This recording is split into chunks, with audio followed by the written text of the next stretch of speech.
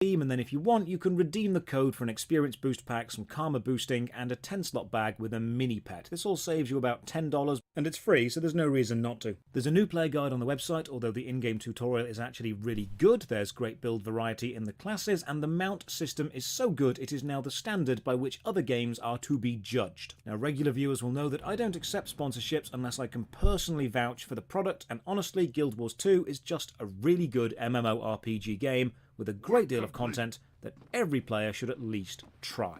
Right, back to talking about solo MMO gameplay. When I play MMORPGs on stream, I often have people following me around, but I would still consider myself a mostly solo player, despite the fact I enjoy dungeons and team-based events. So how does that work? Well, the simple fact that I'm playing with people doesn't mean that I'm interacting with them or connecting to them in any meaningful way, and I think it's this lack of meaningful connection to other people that people often confuse with the lack of multiplayer elements. There is a long-held belief that newer MMORPGs are pushing people more towards solo-focused play. You exist in a world with other people, but you don't necessarily interact with them. I've even made a video called Social to Solo, where I look at how the design philosophy has changed over the years, allowing people to experience the games solo. But were older games actually more cooperative? Did they demand more teamwork, or do people simply remember them as more cooperative because hanging out with people online was novel for the time, so people did that aspect more? The massively multiplayer part is a major point of contention within the MMORPG community. What is massive? It's not quantified, it's far too vague. From games designers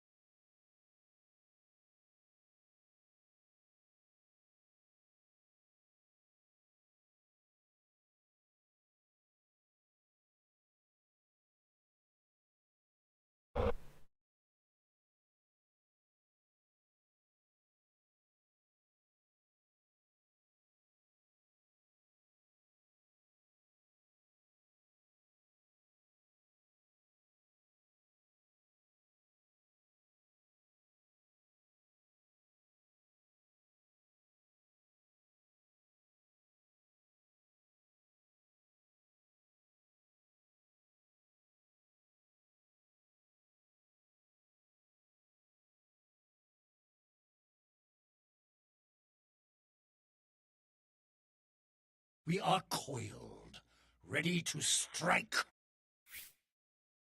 to players, we don't know what you want massive to count as. 1,000 players? 10,000? 100,000? A million? Or 10 million?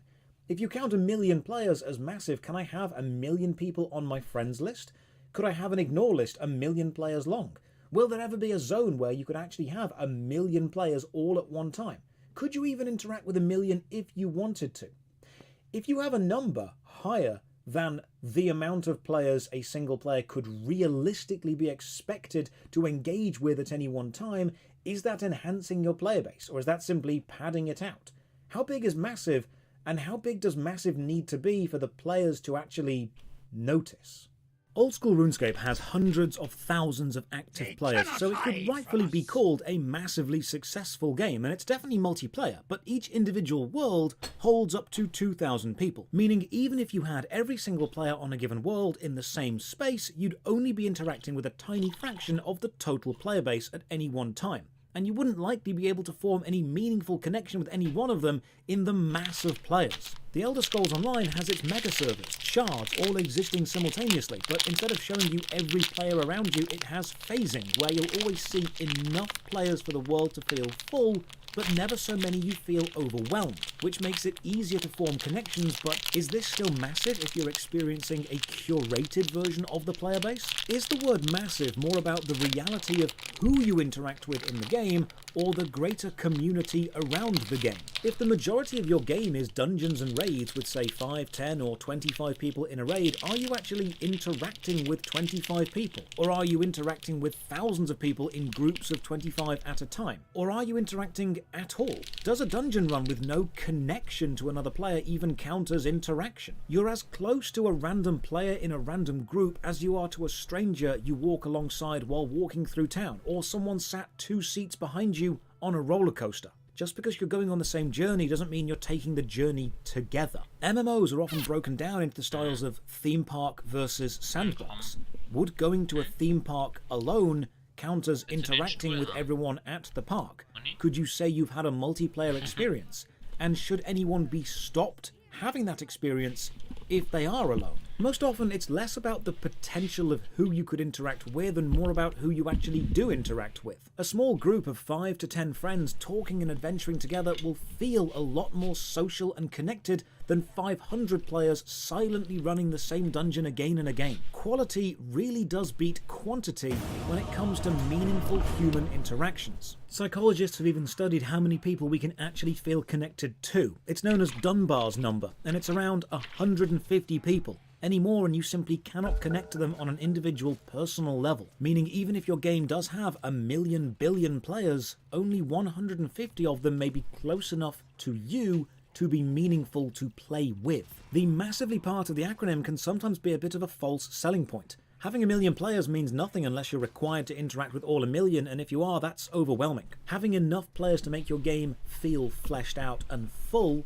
but not too many to overwhelm, while still maintaining those personal relationships, is a good amount to aim for. The potential for connections is massive, but until the player chooses to realize those potentials and actually interact with and connect to people, it remains potential, not realized. Many modern MMO games are designed so you don't need to interact with people, but you can if you choose to. The potential is there, but it's not required. It's this change in design, this facilitation of solo play in a genre which prides itself on multiplayer aspects that many people point to as the downfall of the genre. They say MMORPGs used to be games which needed player interaction and so forced those connections between players, resulting in long-term friendships, guilds or clans. And now taking that away, the genre is weaker for it. And this is of course subjective, but I decided maybe I should go back and play an older MMORPG and see how that handles the facilitation of solo play to gather some information on this strange phenomenon. Now, I've played a lot of MMORPGs, some for thousands of hours, some for only a few, but most of them have allowed me to have a pretty decent solo experience, teaming up with people when I wanted to, playing alone when I wanted to, and I value this. MMORPGs often advertise themselves by saying you can have your own adventure, especially the sandbox games. Live your own way, forge your own path, and if I want that path to be alone, who occasionally teams up, that should be something I can choose to do. If you look at many of the modern MMO offerings, you'll see solo play is not only viable, but often encouraged. Old school RuneScape and RuneScape 3 both have their Iron Man mode, literally cutting off a layer of interaction with other players by removing trading, forcing you to survive this harsh world on your own. And most of the endgame bosses can be soloed. Indeed, when I spoke to Mod Kieran and Elena about the latest raid coming out, I asked specifically if they designed this to be solo possible, and they had. The Elder Scrolls Online has a solo-focused story with fully voice-acted cutscenes and lots of solo instances as you travel to save Tamriel, and the world bosses are possible solo but incredibly tough. Guild Wars 2 is the same, a deep involving story with a vast majority of the game being solo-friendly. And when the grouping does happen, if it happens impromptu, it gets organised behind the scenes, so just by being near someone, you're automatically working toward the same goal as them, meaning you can now work together alone. Star Wars The Old Republic is one of the better single-player Star Wars games and Star Wars stories, which just happens to be online. It takes place in an online world with other players. Even the flashpoints, team-based dungeons, will supply you with AI-controlled NPCs to complete them if you don't have a team. Now, I'm not saying these games don't have multiplayer content. Old School RuneScape has Barbarian Assault, a minigame which needs a team. The Elder Scrolls Online has its dungeons. Guild Wars 2 has the PvP battlegrounds and the fractals. These games all have content which cannot be completed solo, but this isn't usually early game or story focused. These multiplayer experiences are usually extra, in addition to the main game. Indeed, Star Wars, supplying AI NPCs to accompany solo players through dungeons by fleshing out the team, is a mechanic I've been a big fan of for a long time, allowing solo players to experience... Sniper here. My spotter guides me. It is in the bag. Bags are of little consequence Prepare in the for expanse battle. of the cosmos. Into the breach.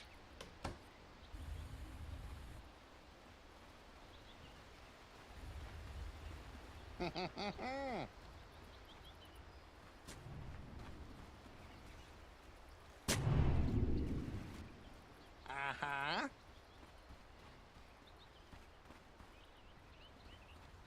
Yes. You die. Run and gun. Yeah. 30 seconds to battle. Mm-hmm. Spotted. Go.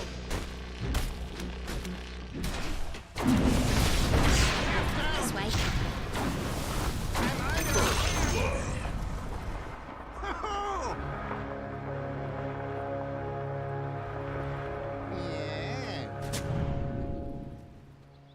The battle begins.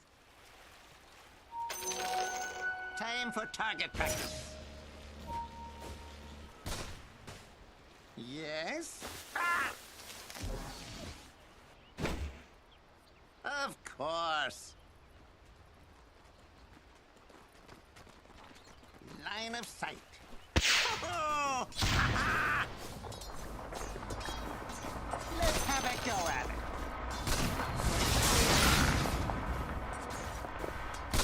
A new trajectory. Sure is shooting. Snipe hunt. Spot on. Oh!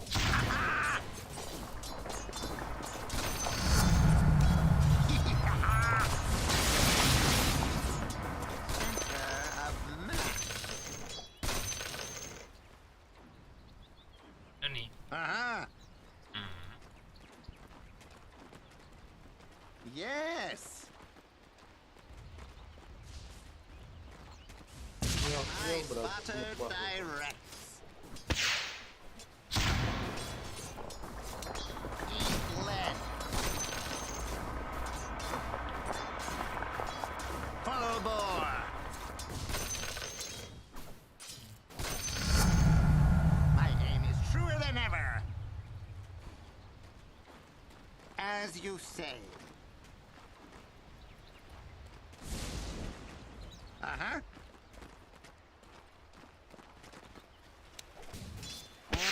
No. Of course. Uh-huh.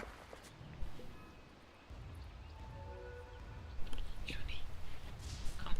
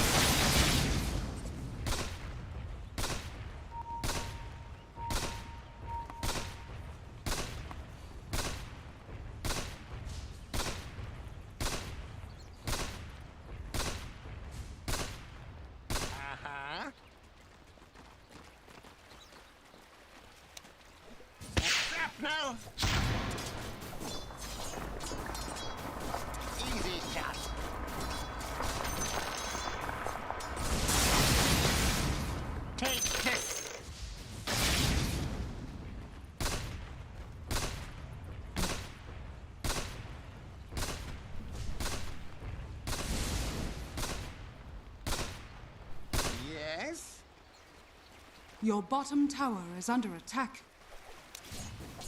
Spotted.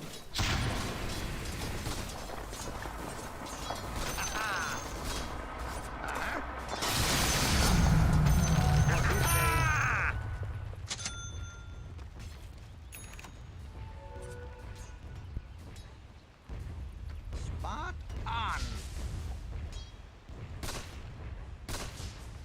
Full bore. Shrapnel. Of course.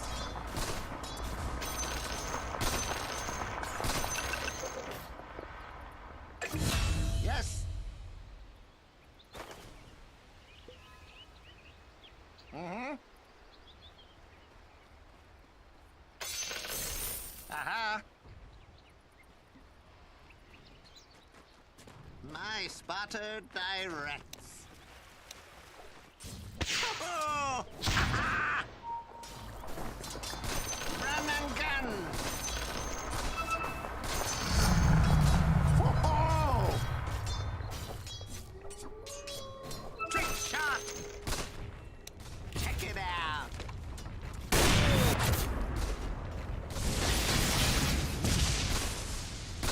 Spotted.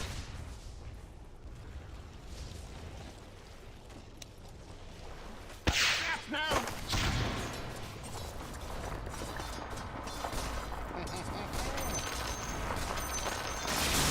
I'm under attack.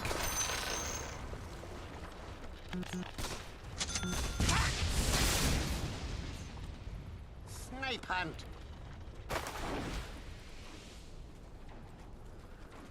Yeah.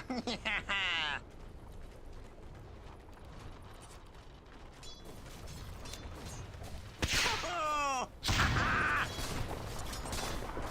Uh-huh.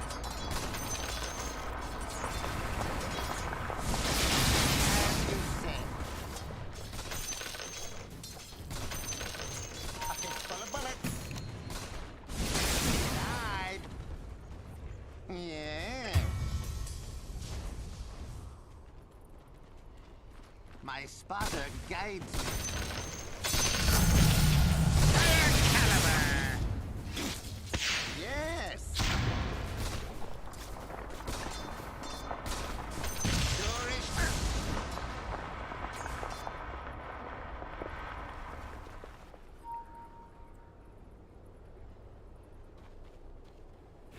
My spotter directs.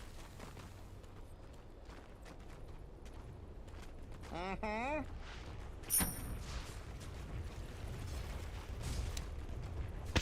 Into the breach. Uh-huh.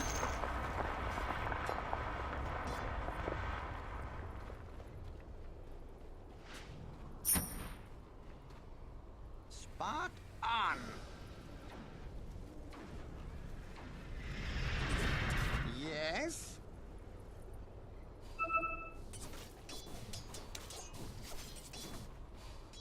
Yes. Kill shot. Yeah.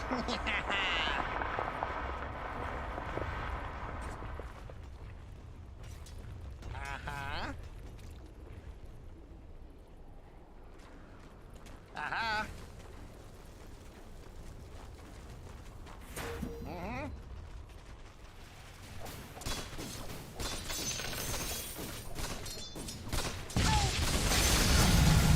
Target practice.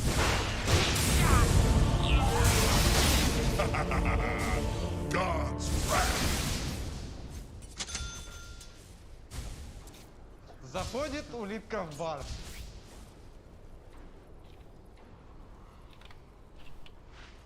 Your bottom tower is under attack.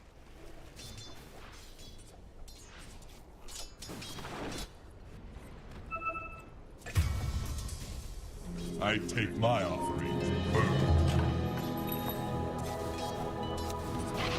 Shrapnel. Eat lead.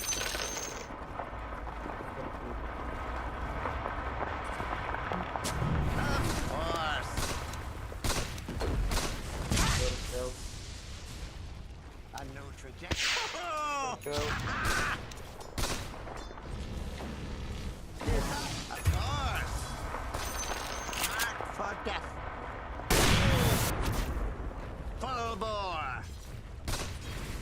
Radiant structures are fortified. As you say.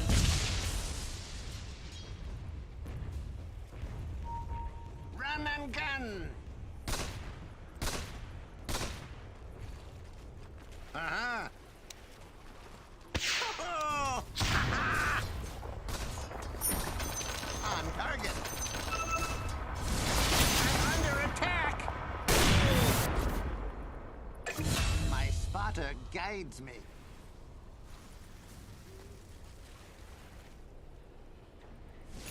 Your bottom tower is under attack. Ooh, more powder in my shot. Your bottom Yes. tower is under attack. Kill shot. Spotted. Your bottom tower has been denied. Sniping.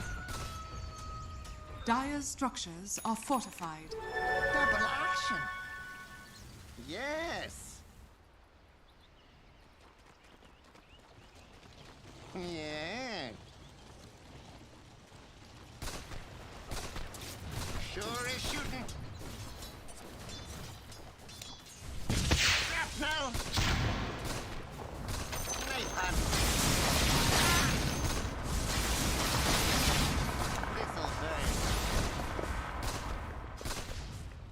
No need. Come.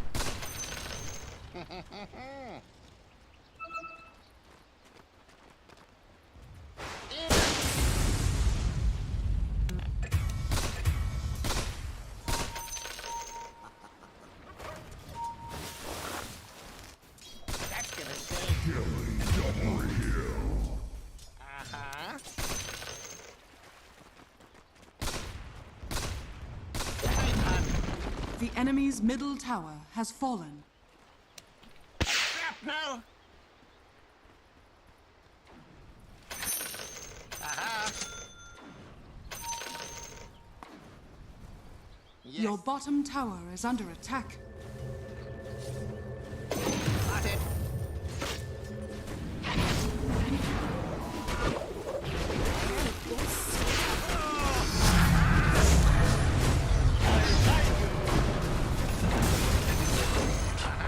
Your bottom tower is under attack. Going ballistic.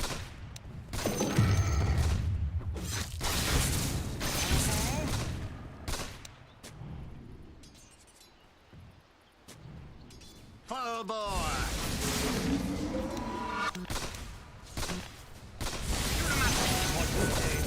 Just keeping it loose. Yes.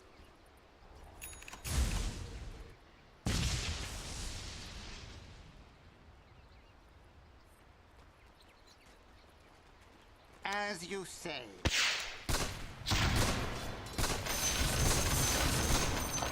Of course.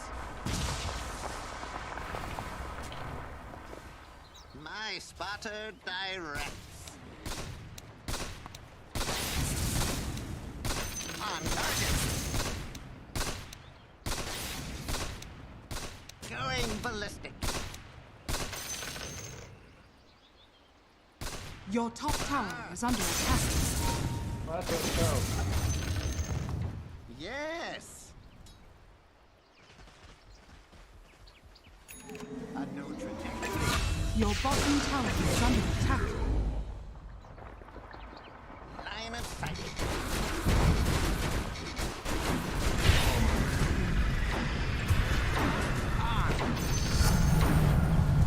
Yeah. Так, снайпер. Trick shot. Ми його вбиваємо, блядь, а ти не можеш подойти. Spotter guides me. Заходить улитка в бар. Run and gun.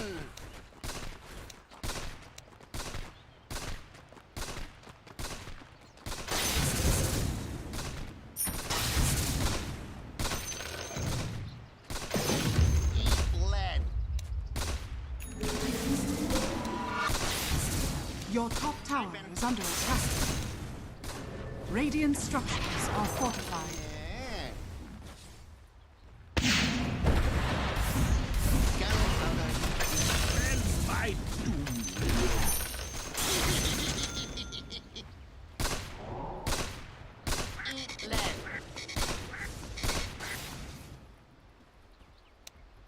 Sure is shooting. Regeneration. Yes.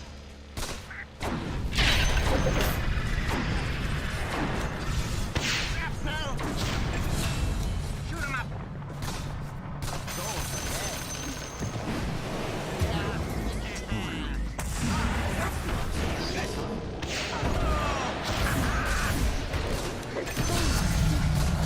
Dire structures are fortified.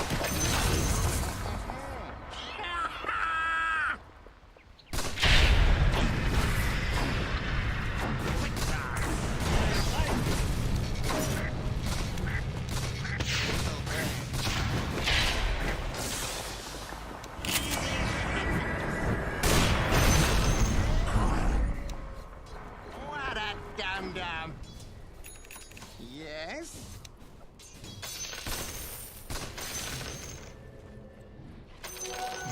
Spotted.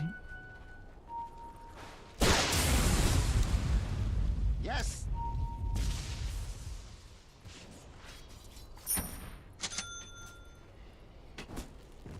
Yeah.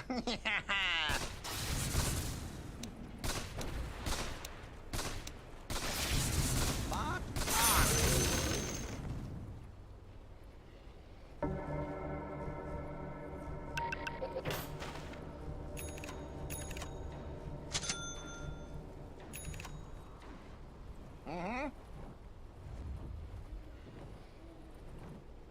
Center of mass.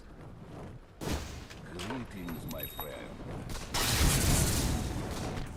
Full bore. My spotter directs. Your top tower is under attack. Yes. Run and Your top tower is under attack. shrapnel. Your middle tower is under attack.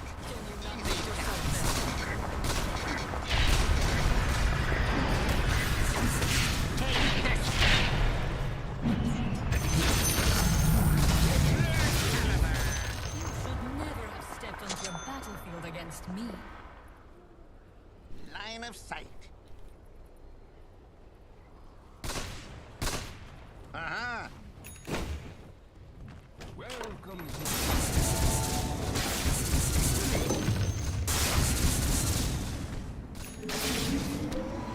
Into the breach.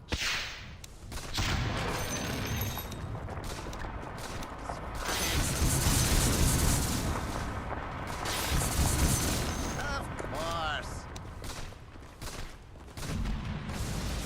Your top tower is under attack.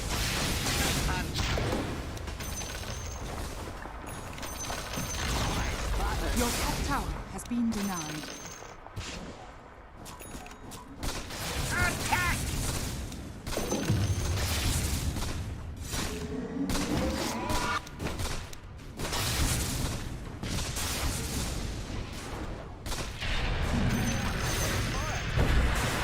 As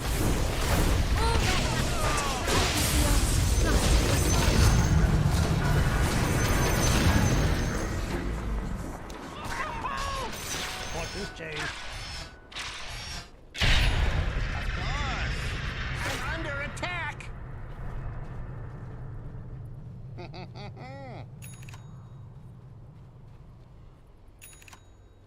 Uh-huh. The enemy's bottom tower has fallen. Sure is shooting.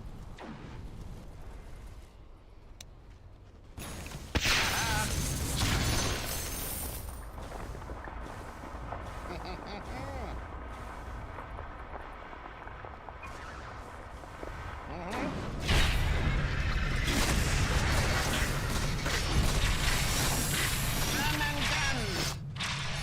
Ah.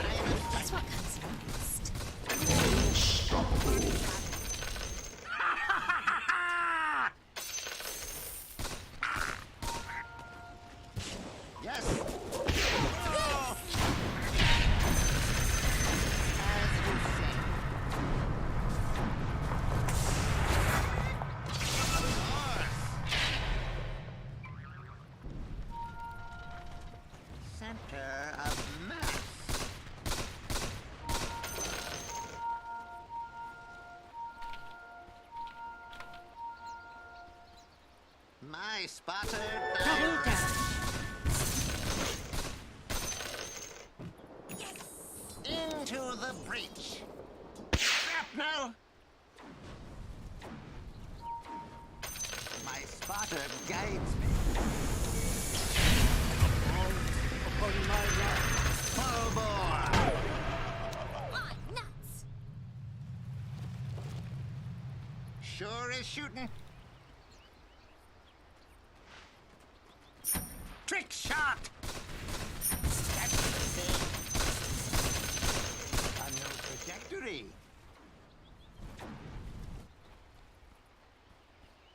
Yes.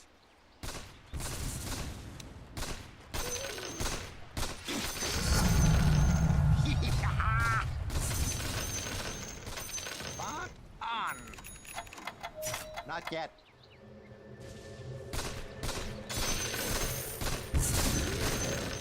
Yeah. This will come in handy. Uh-huh. Shrapnel! Let's have a go at it. Oh, that'll get the brush off. Eat lead.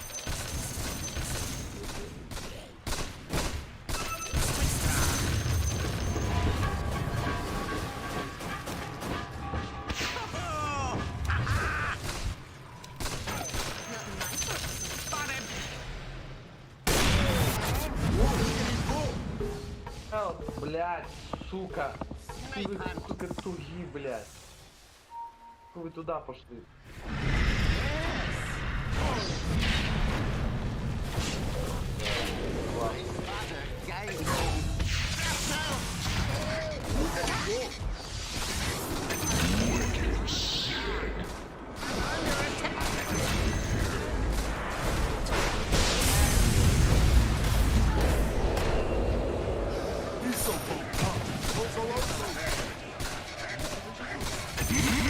Monster kill! To hell!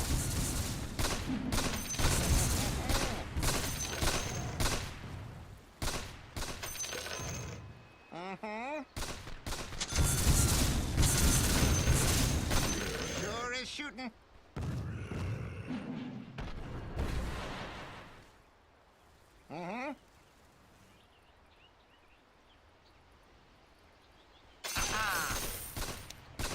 Run and gun!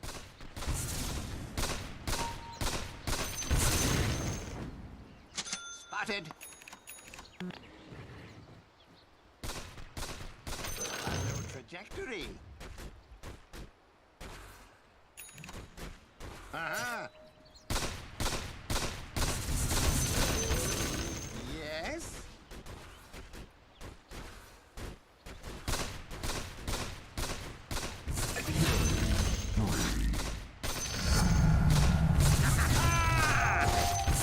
Of course. On target. Uh-huh.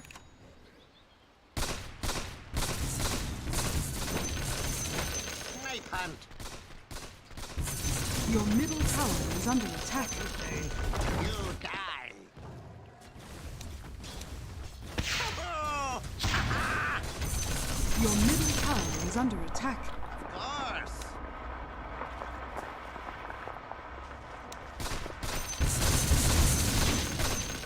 Uh-huh.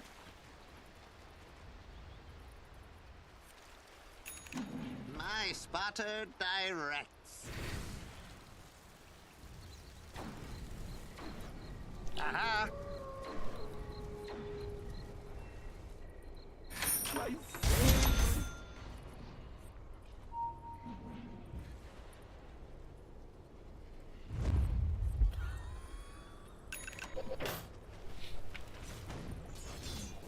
Yes.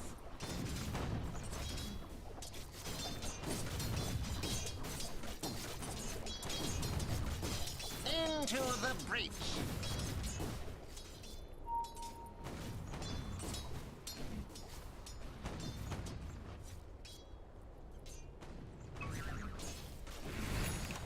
Easy shot. Gunpowder. Ready up.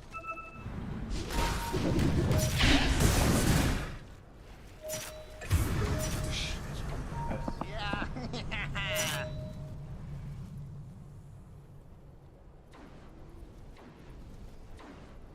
Dire structures are fortified. Bad intel? Full bore.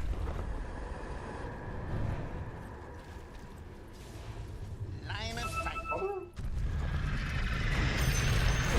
The enemy's top tower has fallen. Yes. Invisibility. Shrapnel.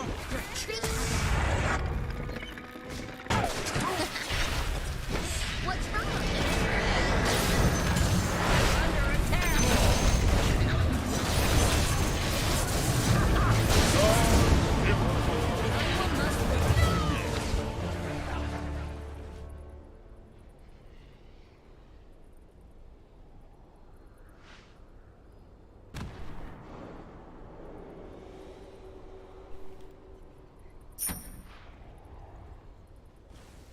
Your middle tower is under attack. Radiant structures are fortified.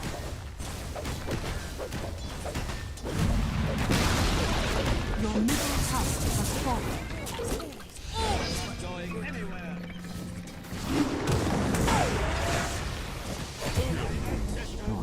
I return.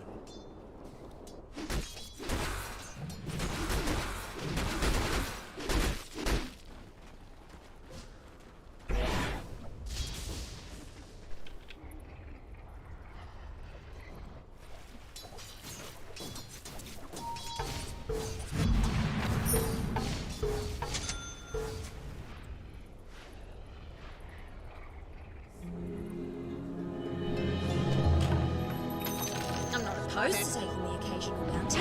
Your middle tower is under attack.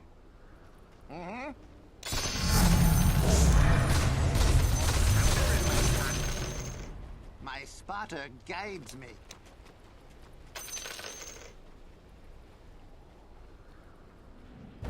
Sure is shooting.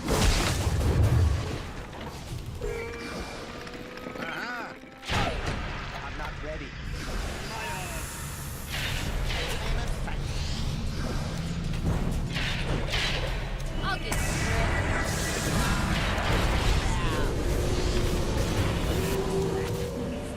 Run and gun. Oh, sniping. Ah!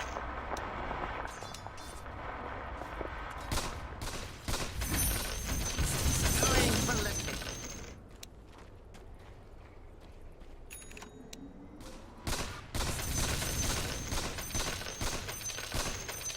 Shoot 'em up.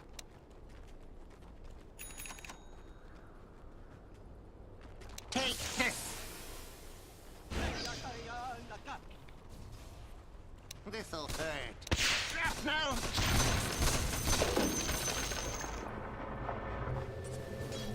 Gunpowder. Ooh, still sharpened. Of course. As you say.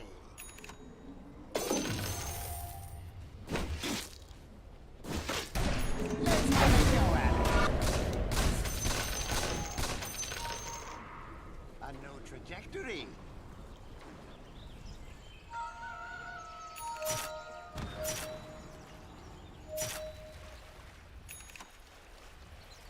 Into the breach. Double damage. Spotted. Ha ha ha.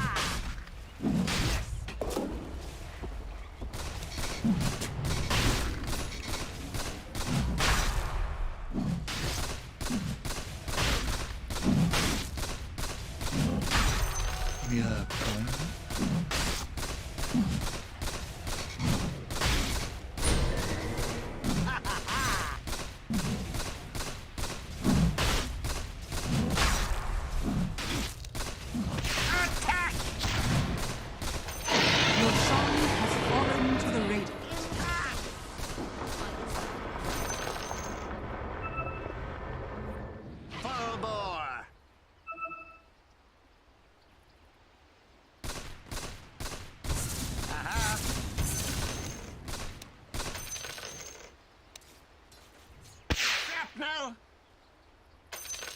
Yes?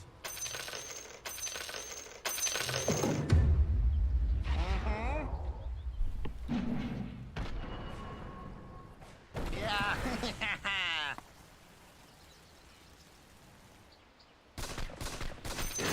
My spotter directs. Snipe hunt.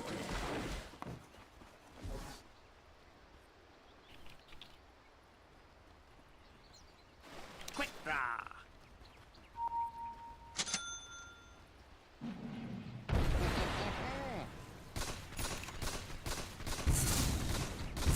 Goes ahead. Sniping.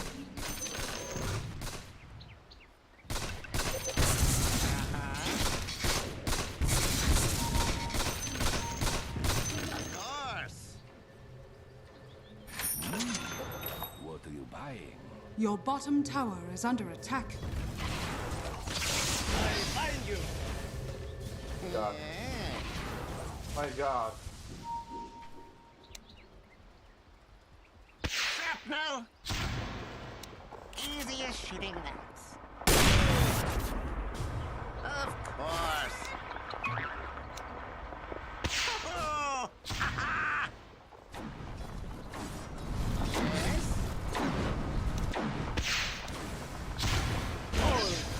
Mark for death. Into the breach. Dire structures are fortified.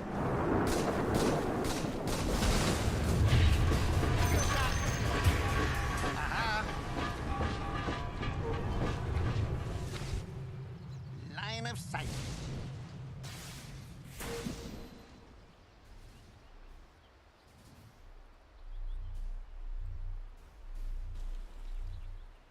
As you say.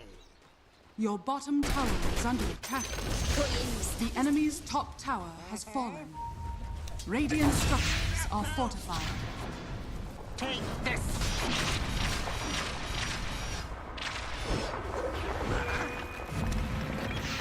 Your bottom tower is under attack.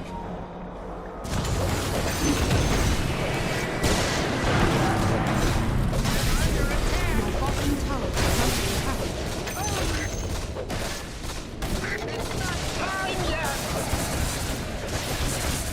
Full bore. Your bottom tower is under attack. Eat lead.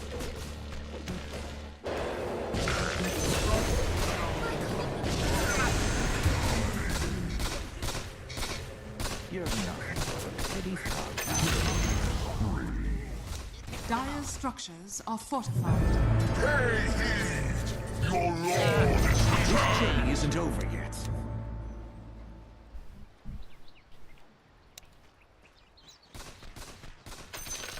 On target. Guess it's my shout. Going ballistic.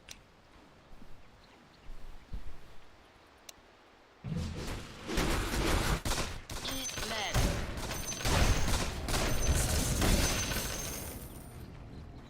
Uh-huh.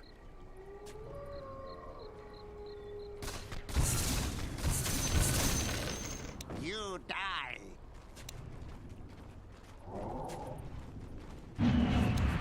Trick shot.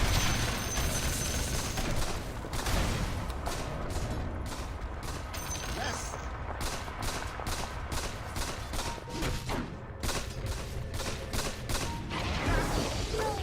Ever seen someone bleed out?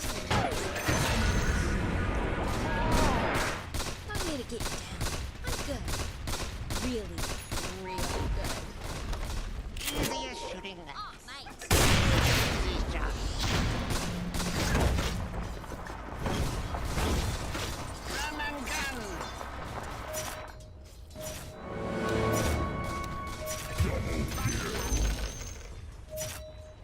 Your middle tower is under attack.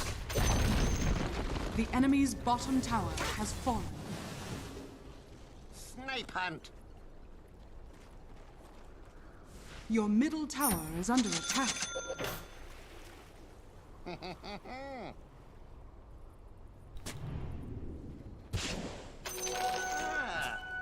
will come in handy.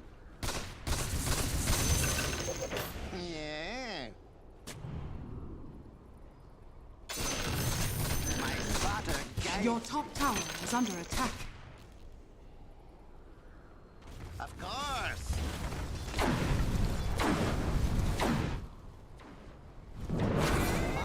On.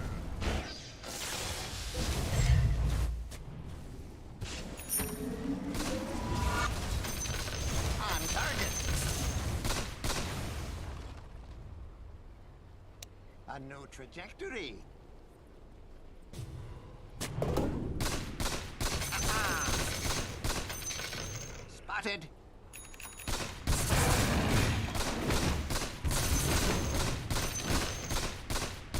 Yes. Shrapnel. Yes.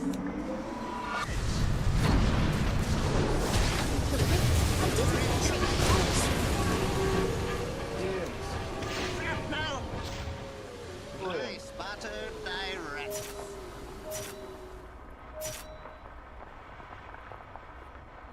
Uh-huh. Your bottom tower is under attack. Your bottom tower has fallen.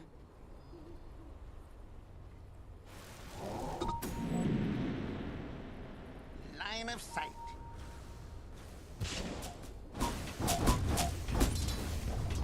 Into the breach. Go for left. A new trajectory. What an amazing course. thing! Заходит улитка в бар.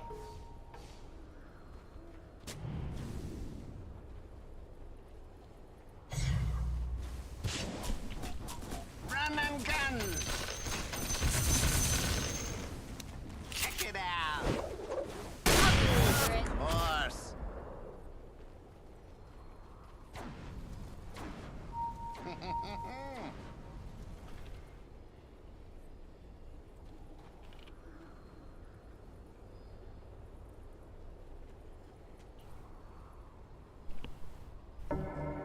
Yeah.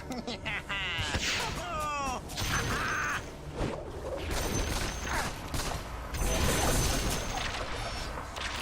For death. Your top tower is under attack. Uh-huh.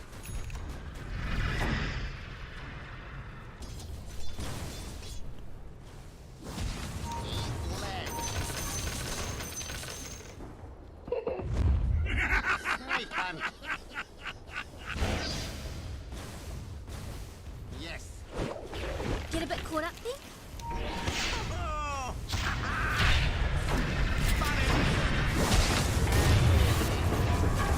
One month, two and down.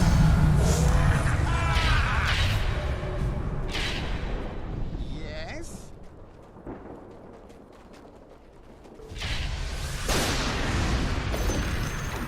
Yeah.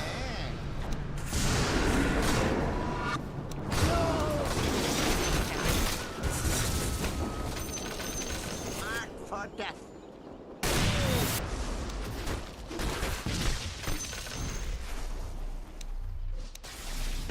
Spotted. I'm under attack.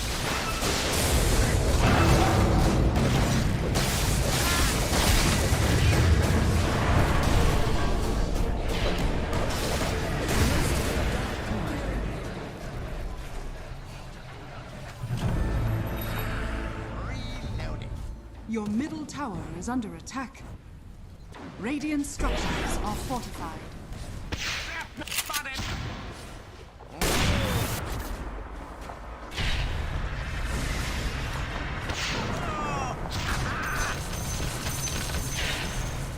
Yes.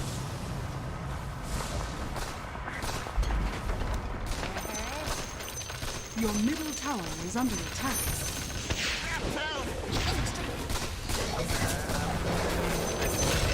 I gave up immortality! Full bore. My spotter guides me.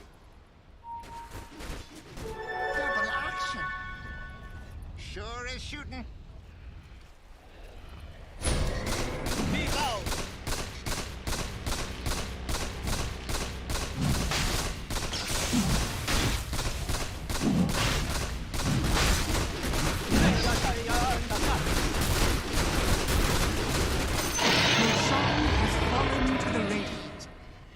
My spotter directs.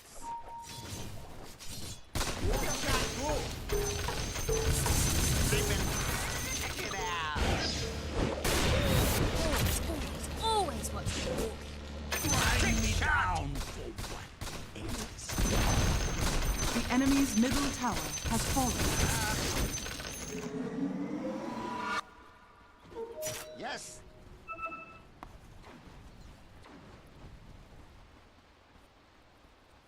Spot on.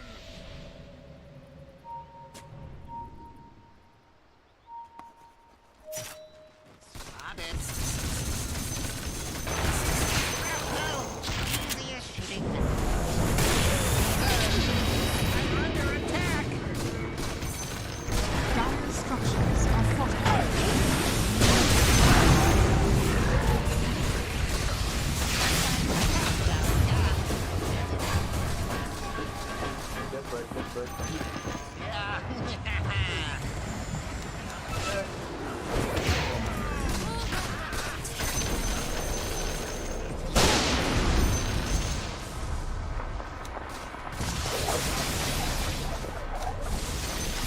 Of course. Into the breach.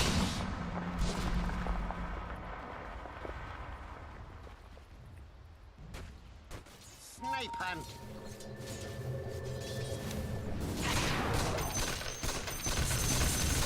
Going ballistic. Yeah. Dire's courier has been killed.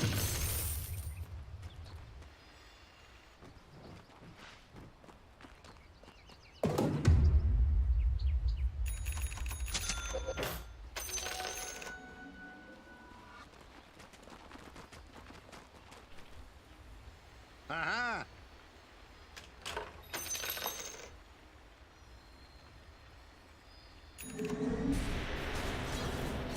As you say.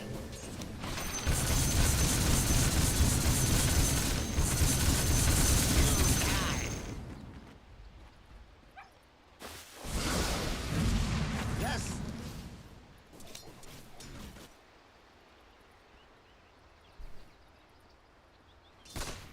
Let's have a go at it. Higher caliber. My spotter directs. Double damage. My spotter guides me.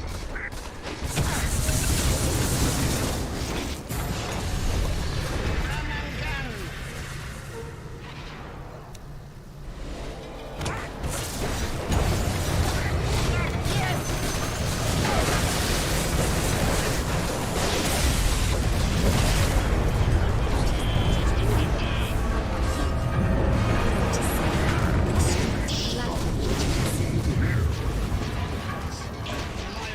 I'm burning up!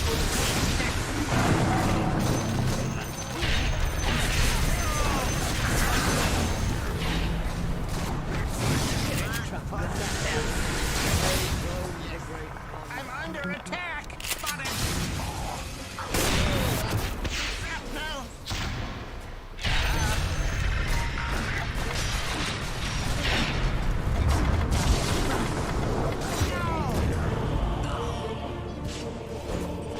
Caught you in your stabby sticky. Bloody!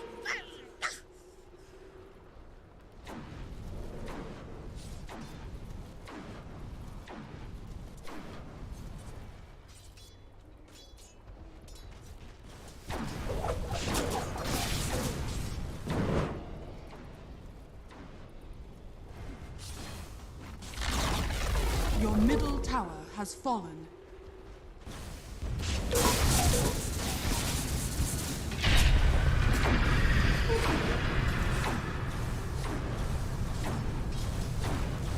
Your middle tower is under attack.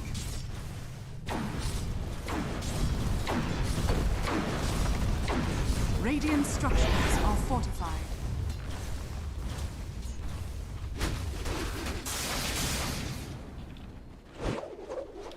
You look all sorts of wrong.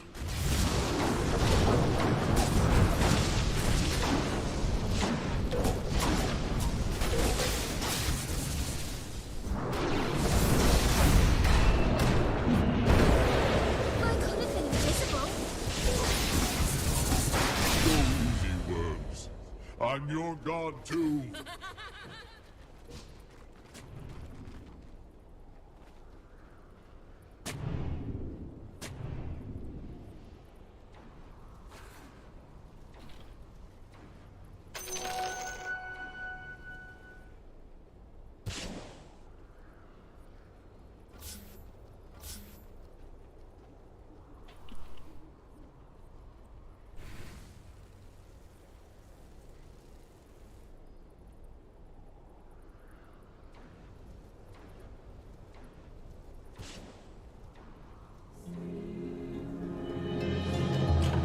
Never could resist a long shot.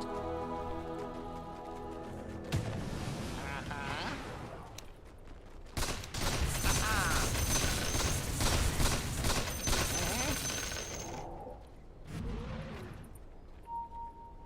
Mm-hmm. My second. This will come in handy. Sure is shooting. Yes. Shrapnel. Shoot 'em up.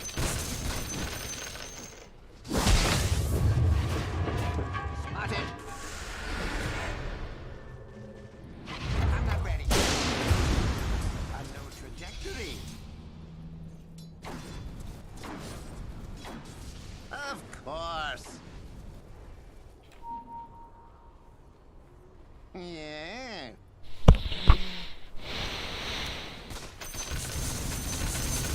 Yeah.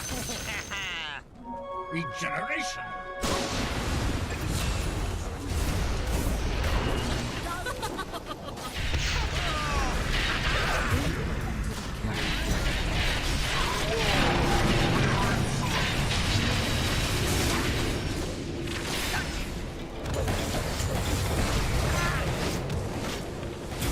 I'm not ready.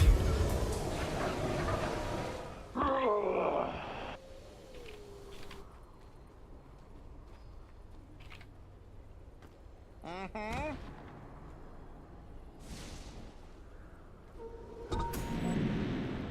Full bore. Shrapnel. My spotter guides me.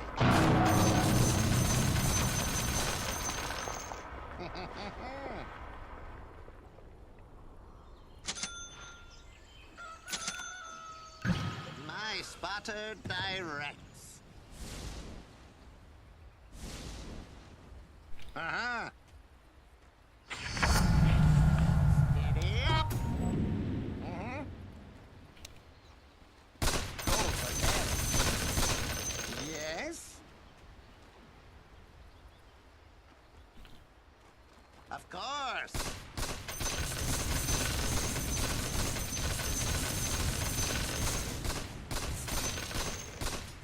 Aha. Check it out. Spot on.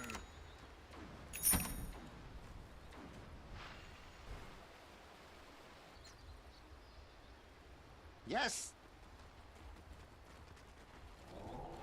Your top tower is under attack. Your top tower has fallen.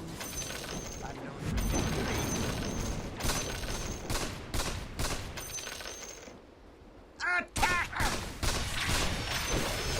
You're a tree hugger. Sure is shooting. Aha! Shrapnel! Check it out. Full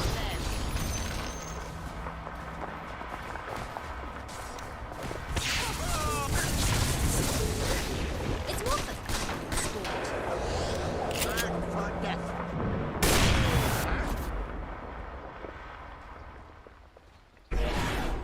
Gunpowder justice. I'm not ready. Yes. Run and gun. Reload. It's not even my first love. My beggar.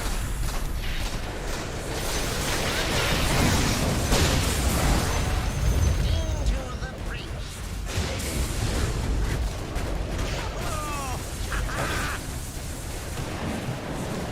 Spotted. Your top tower is under attack. Snipe hunt. Yes. Yeah, our team's greedy as fuck. They don't get it. As you say. Your middle tower is under attack. Radiant structures are fortified. Spotted. Gotta work for it. Of course. But there for the risk, I did hit the Run trick. and gun.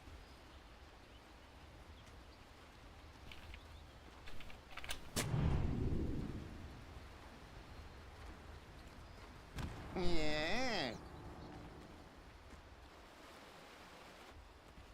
Snipe hunt. Spotted.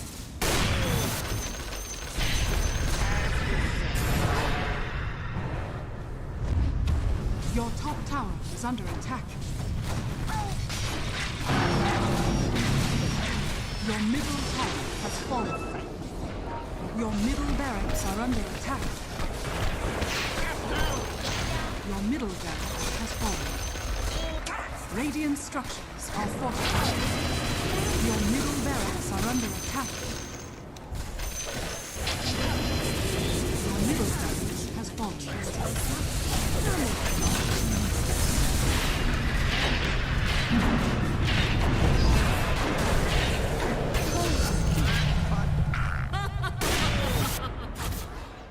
A new trajectory.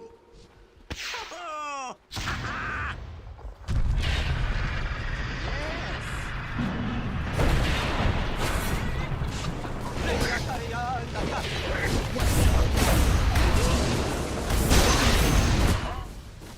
Aha! Takes one to shoot one.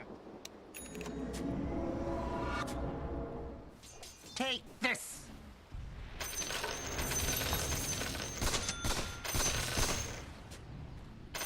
Fortune's Full change. bore. That's gonna sting. Quick draw.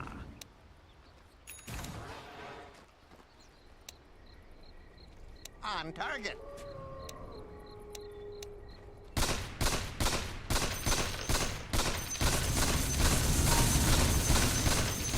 Trick shot.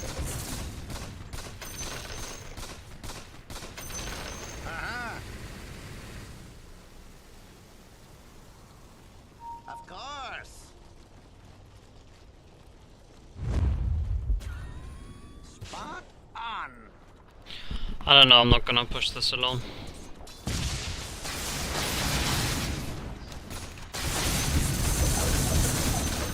My spotter directs.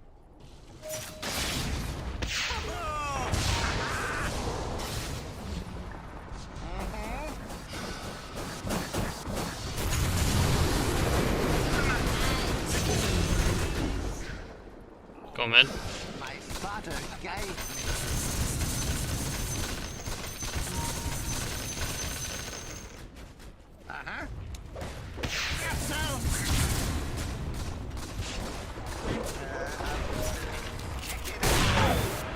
No way!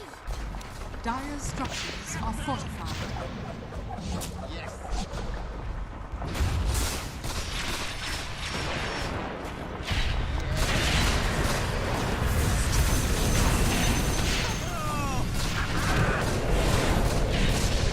I'm under attack.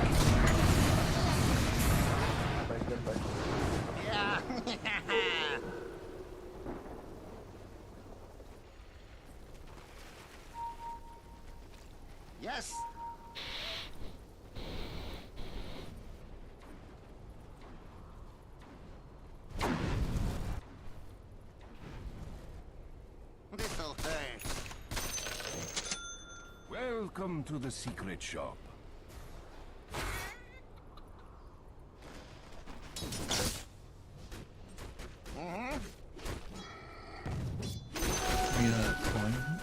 Yeah.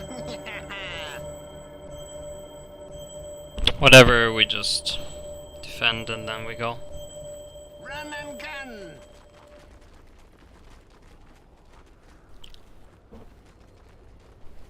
Your shrine has fallen to the Radiant. Why? Why, dude? Uh-huh.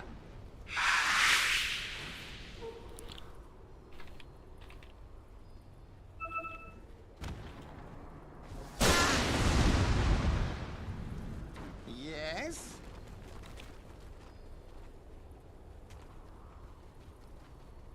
Sure is shooting.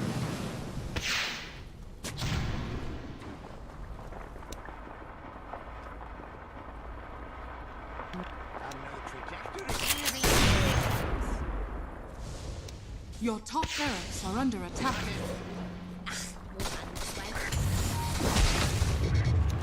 Sniping. Your top barracks are under attack. Your top has fallen. Your top has fallen.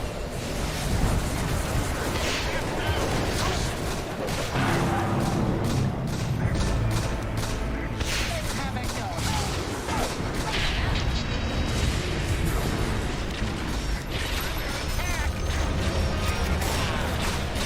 One and done. Attack.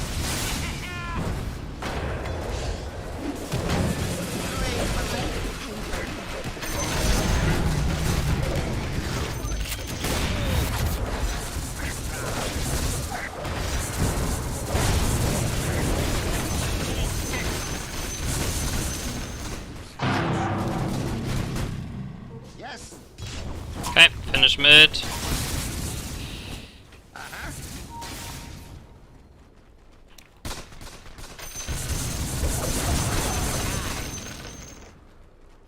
I'm not ready. Easy shot.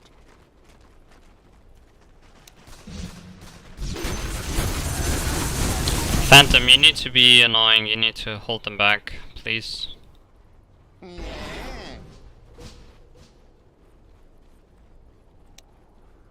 Lead.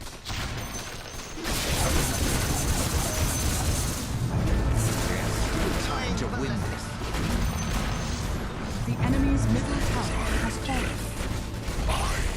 Attack! The enemy's middle tower has fallen.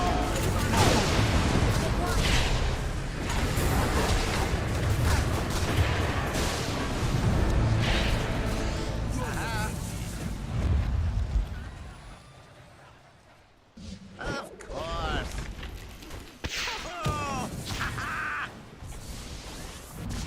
As you say. A smidge can't Of hurt. course. The waste of buybacks. Into the breach. You got little burn. Mhm.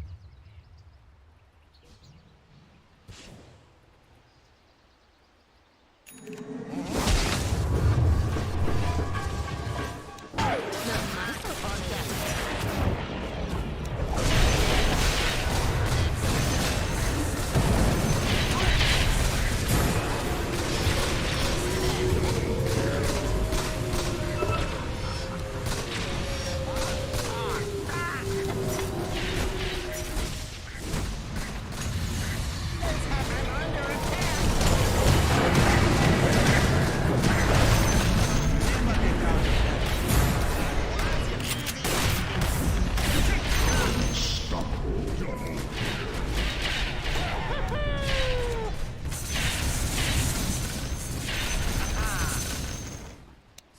Sniping.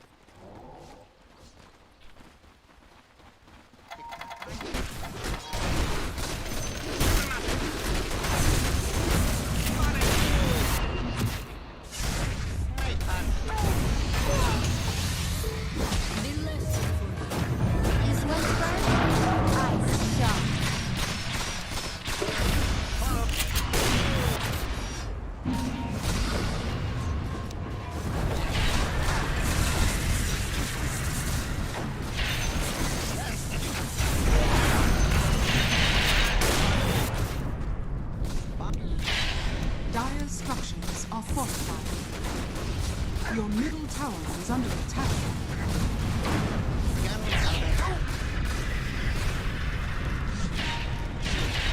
Your middle tower is under attack. Just go for the fucking buildings. The enemy's middle tower has fallen. Radiant structures are fortified. The enemy's middle tower has fallen.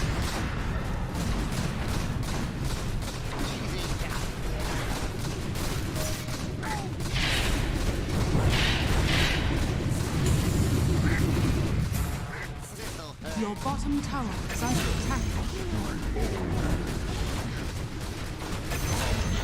Jesus Christ! Fuck you, purple. Radiant victory.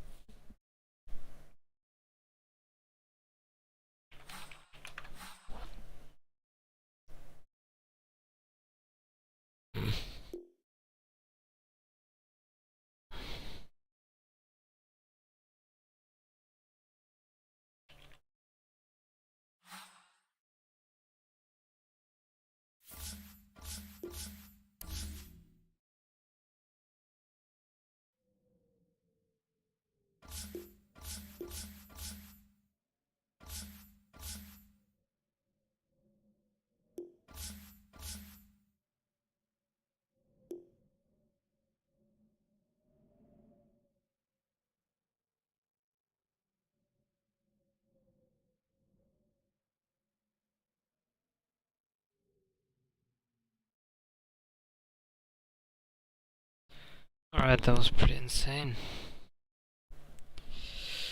Jesus Christ.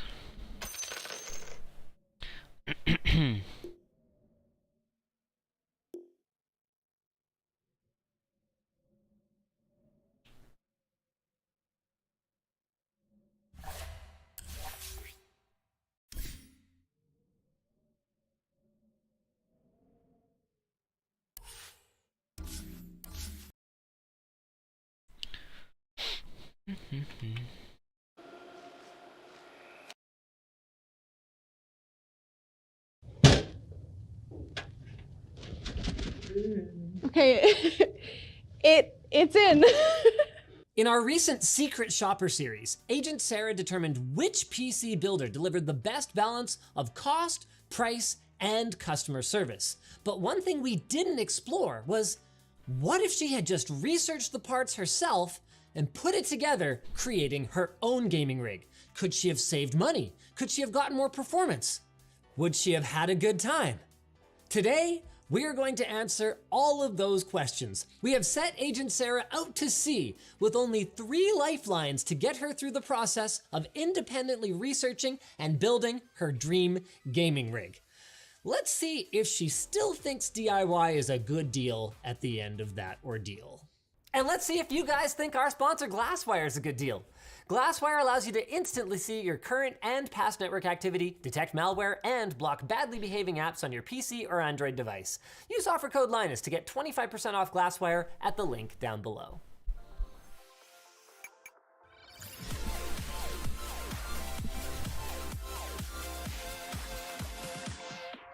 I know the CPU is quite important, I know the GPU is quite important, and if the motherboard is like the #1 piece that I need, then I think that that would also be important, so maybe those are my top 3 that I should spend the most money on. I know Ryzen is a good CPU brand, so I think that's where I'm gonna go, but they might be more expensive than Intel. I don't know. I don't know. That goes to show you the kind of mix of information Sarah got from the PC builders. This one looks cool. It has Wi-Fi and RGB. Complete. Yeah, that's a really easy way to spend way too much on a motherboard. She's not way off. Like CPU, GPU, motherboard, that's not a terrible list of, you know, your top 3 most important components of a computer. It's just that with the motherboard, because it doesn't affect performance, it basically comes down to, does it have the features you want? Like, is it the right form factor to fit in your case, or does it have the I/O that you need? I don't know. Let's just write down the #1 motherboard for now. Honestly, if I was buying something I'm not familiar with, like a paintball marker, for example, I might just Google what's the best marker for woods ball. And who cares, I guess, if they know anything about me or my playstyle or my skill level, because I don't know. Apparently on Amazon, it's $255.99, but let's see how much it is on PC Picker. Ooh, okay, yeah, it's $255.99. I guess I'll add that. Google, what's next? CPU. Like, I know we want something that's high speed. Does CPU even control speed? It's central processing unit. Maybe it just controls other stuff. I mean, yeah, if I was a gamer and everyone told me, hey, you need a great graphics card, that's the most important thing for gaming, I might not even realize what a big deal that is. Maybe the Ryzen 5 5600X. It's already it's already gonna be more than half, I think, of my budget. Oh, maybe not.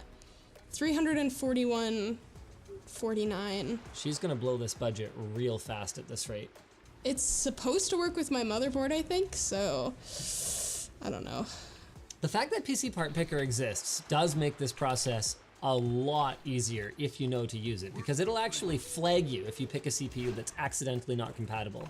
It'll even tell you if the BIOS of the motherboard might not be compatible out of the box and might require a flash. I mean, usually. What's the difference? What does 5600 versus 3600 versus 3700, what does that mean? That's a really fair question. It really was easier when we could shop by gigahertz. I don't want to go Intel, but Intel is cheaper. There's no shame in going Intel. You gotta take advantage of that supply and demand, boys and girls. 3600X. Okay, I'll add the 3600X then. She is way overspending on motherboard and underspending on CPU right now. I'll look back into it later. I think we should just get everything first. I actually support the idea of just getting everything thrown into a cart and then playing around with it after the fact, because that way at least you can post to r/buildapc or to the Linus Tech Tips forum, and people can at least kind of help you tweak it, as opposed to just going, I don't feel like doing any work, and just dumping the work on someone else. Corsair Vengeance. I really like the white ones. Are they more expensive? And we're shopping for RAM by color. I have a friend who shops for badminton rackets by whatever has the prettiest paint job, and I'm just like... Best SSD for gaming. Top SSDs in 2021. ADATA. I've literally never heard of that company before. Oh no, the Samsung one is quite expensive as well. I trust Samsung. Like, I've heard the company name before, and I feel like when you can trust a company, you are more likely to go with their products. You know, it's funny that she would say that, because Samsung has a long and proud history of kind of coming in with a very mediocre product. Like their earlier optical drives, for example. Terrible. And then just through sheer brute force, making it better or competitive with everyone else, and then pushing everyone else out of the space. So eventually, yes, I trust a Samsung product. I trust a mature one. Samsung 970 Pro, but it's $250. Wow, that is a really expensive SSD. What are we at now? $874, and we still need the graphics card and the case and the power supply. She is in for a real rude awakening when she tries to fit a graphics card in her budget. You know, you work around here and you just like see these cards being used in projects and you're like, oh, they can't be that expensive. Yeah, 3080, pretty pricey. 1660 Super, 6GB, that's $749. That's why gamers are so mad right now, because a 1660 is costing what a freaking 3080 is supposed to. But shipping is free. Yeah. What? I have no idea how I'm gonna do this. Maybe the SSD? It's $250. Maybe I could find a better SSD for that price. This one is $119. I don't know if I would have gone with SATA. You can get some really good value M.2 drives these days, but I do agree with saving some money on the storage. Maybe I could downgrade the motherboard here. What does the motherboard just connect to the pieces? It's like the puzzle piece that holds everything together. $84 or $113. If it doesn't have Wi-Fi, then I have to get a Wi-Fi connector. Sarah, you can get a Wi-Fi dongle for like $7. This looks way more sensible given the other constraints on the build, like the GPU shortage. $169, but it's 750 watts. Power supplies are few and far between right now too, especially any that are high capacity enough for mining. We are under budget right now. What can I do for you? But my case has to be less than $50. I mean, you can get cases for under $50. I might have balanced the budget a little differently. There's small cases for small pieces and big cases for big pieces. And I don't know the size of my pieces, my components. Do I get like a really big case just in case? Or do I just YOLO and pick a case and hope everything fits? I feel like at LMG, we just YOLO. We don't YOLO? What does that even mean?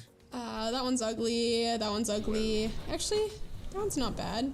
Cool case is just not a priority when you're this far over budget. Part Picker doesn't have it. Or do they just order from other people? I don't understand. She thinks PC Part Picker is an actual store. Does PC Part Picker not have cases? Does PC Part Picker not have cases? They don't have anything. What are we at here? Okay, I only need to go down $85.92. With the motherboard change and dropping to an 870 EVO SSD, this is looking reasonably well balanced, with the only thing that's out of whack being, of course, the graphics card, but what is Sarah supposed to do about that? I'm on the LTT forum. I'm gonna post the parts that I've picked for my new PC. Hopefully somebody can suggest how we can get my budget down to $1,500. No $1,500 PC should have a 1660 Super and an A520 board. Okay, I agree, but like, it's not helpful. What is she supposed to do about it? Madison, oh, those are my best Zoomer friends over here. Is this seriously Madison? Doesn't she have work to do? Flush your money down the toilet and flex on the haters. This person replied with quite a long post. They said, I understand the urge, but unless you look out at getting a card at MSRP, this is frankly a bad idea. Now that is a pretty helpful response. Unfortunately, we gotta make a video, so. You would think, working in this office, you just pick up a thing about computers here or there, but the wing of the office she works in actually has very little computer conversation that takes place in it. I'd strongly recommend getting a B550 board instead of an A520. The chipset is better and you can get them for the same price. Okay, is it B550F? This video is proof that manufacturers could do a way better job of improving clarity for the average consumer. I think it's more expensive, but this one for sure has Wi-Fi. And it doesn't have those ugly orange accents. Why are you so obsessed with Wi-Fi, Sarah? Okay, I guess I'm downgrading my case again. Just buy a dongle. Now, the funny thing is she was so determined not to go Intel. But if she'd gone Intel, she could have used onboard graphics while she waited for a decent deal on a graphics card. I wish that AMD had their best APUs available here. Like, isn't that ridiculous? All the motherboards still have, like, video outputs. So, where do I start off from where we left off? I essentially need to figure out how to assemble it. I've heard a lot that building a computer is like adult Lego. If all the pieces were made by different manufacturers and there were 8 different sets of instructions that don't really match up. So yeah, sort of. We'll see how this goes. Here we go. I don't know what parts I need to be gentle with and what parts I can be rough with, so I'm just gonna be gentle with everything. The A520 board is fine if you need to save a buck. The one thing you're really missing out on is, of course, PCI Express Gen 4, which might end up important for gaming in the future, but for now, she's not really giving up any performance. I think it's safe for me to grab it from the bottom. Yeah, just put your hand all over it.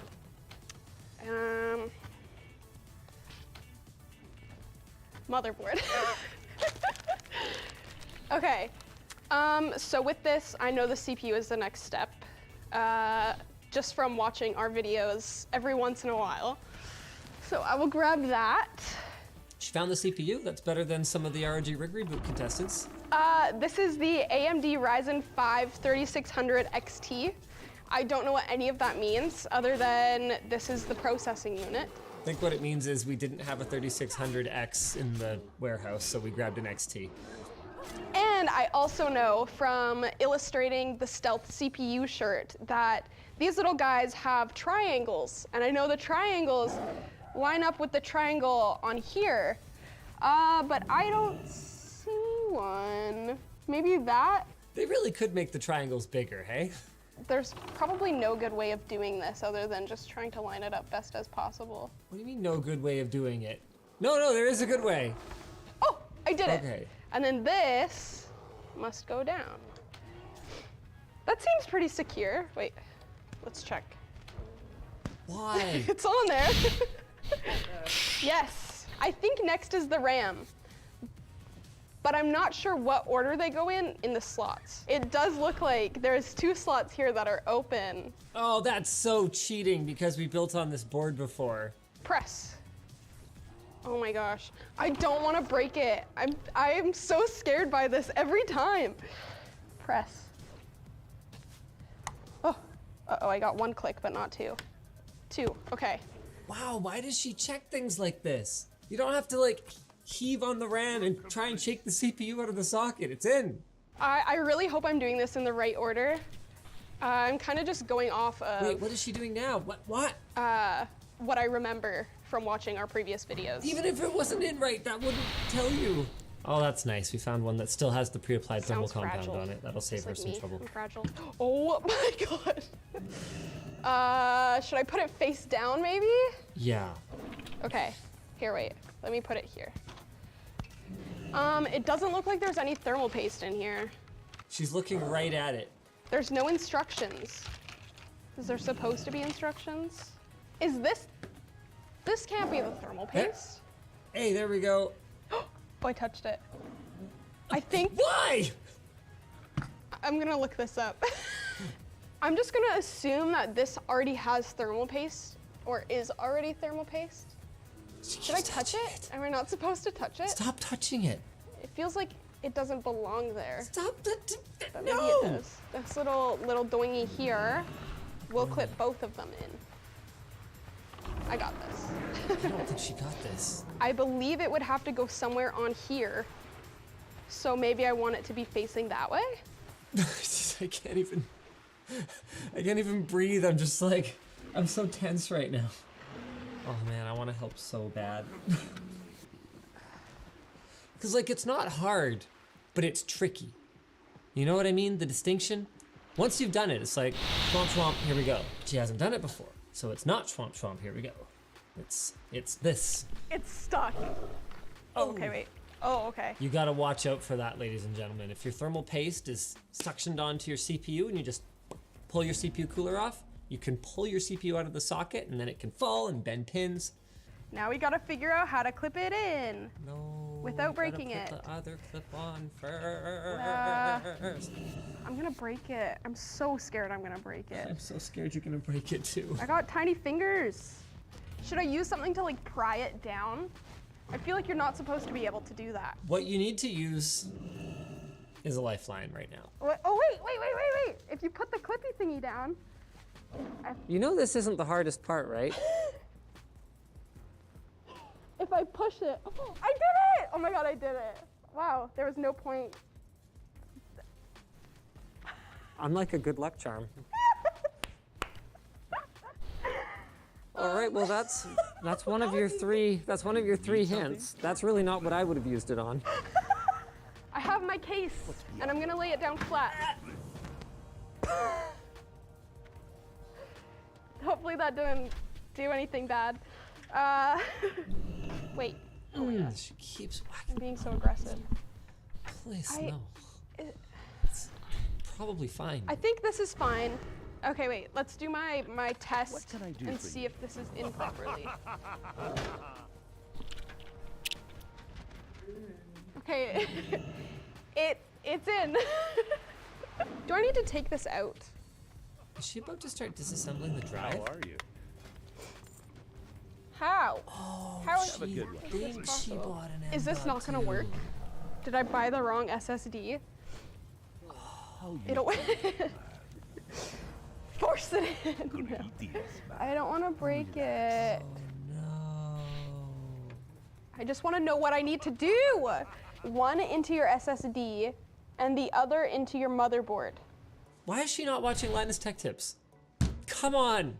We have a video on how to install an AMD cooler, for example. I kind of hate this. Doesn't this look tacky? But it's not supposed to be there like that. This spot right here looks like it fits a power supply unit. Wait, did she just decide we're gonna put the power supply in the 5 1/4 inch base? What is even happening?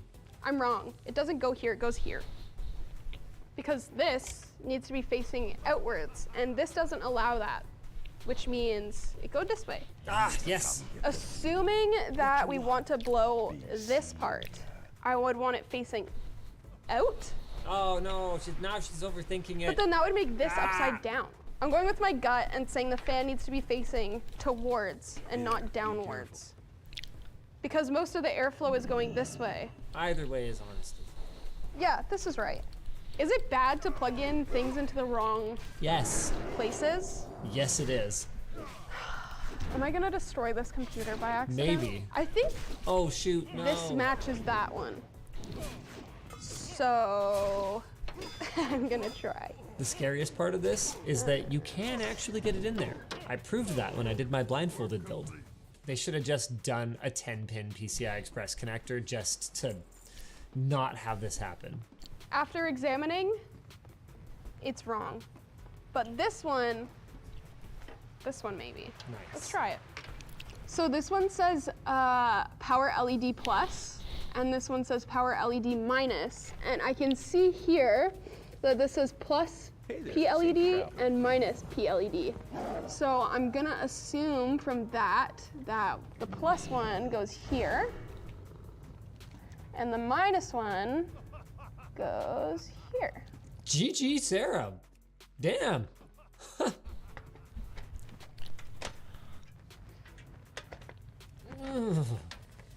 Oh, stop wobbling, wiggling things. Okay, it didn't really click, but it's in. Well, why don't you check and see if it's in by shaking the computer and seeing if it falls out? But no, don't. Oh, this cable, probably I should move that. Yeah, I should move that. Oh! The fact that it was that easy to pull out maybe doesn't mean it was in properly. Oh, Stop. Oh, okay, that was a good snap, not a bad snap. You can never really tell. It's in. It's in. I have successfully installed the GPU. I guess we don't know that until Success we get the is computer not running, the but right word. let's just guess.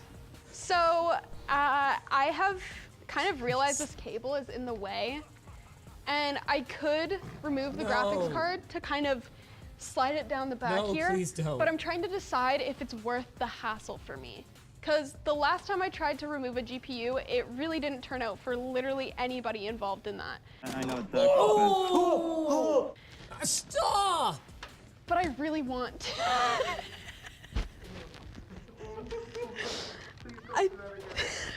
Then like push it up. No! Don't do that. I think if I just push this. Okay, she found the clip. Okay, it made a click. Now pull. Oh, that's, yes. Wow, I did that so smoothly. Yeah, wow, so smoothly. Why wasn't it that easy the first time? So smoothly. Okay, wait. We're gonna go back now and do this once more. And this is lined up. Please just push it in straight. Now push. There we go. Can I help? Stop! It's in. I'm gonna see what I can do about there's this. our real quick. SSD, still just hanging there. I have no clue what to do with this SSD. Manual! Duct tape. Duct tape? I'm grabbing duct tape. Duct tape fixes everything. Could you have at Yeah, least there we used go. double-sided I don't want tape that to be visible. so I can't see it. I realized I have this little plate thing that's supposed to go. Oh, Here. crap. I was so I'm gonna try to busy get it in now cringing out my and face see if that works. that I didn't even... No, you can't put it in. Oh no, I was supposed to put it in beforehand. It's too This late. is not gonna work at all. Who cares about that stupid silver backplate anyways? I pressed the power button and it turned on. There's a light, which is good. We got lights, we got fan spin. My CPU cooler looks like Shrek. Looks like Shrek. But Wait, that doesn't help me here.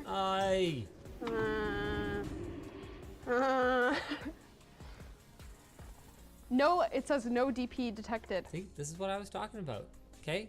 AMD doesn't have proper top tier APUs here in North America. All the motherboards have video outputs. This is the kind of confusion you end up with. I have received a hint.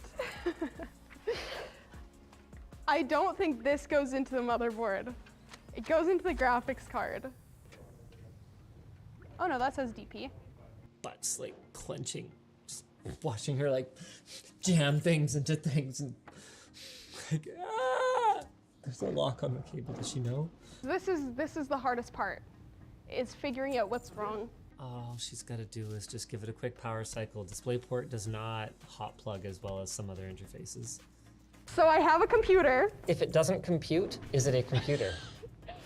I mean, according to my last logic, it is not a computer right now because it's not computing at all. So you see, when I turn it on here, Yes. we've got RGB everywhere. Good, that's a first step. Wait. But then,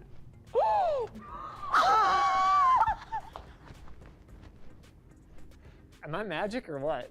I didn't even have to touch it. I don't even got magic fingers today. This is just magic presence.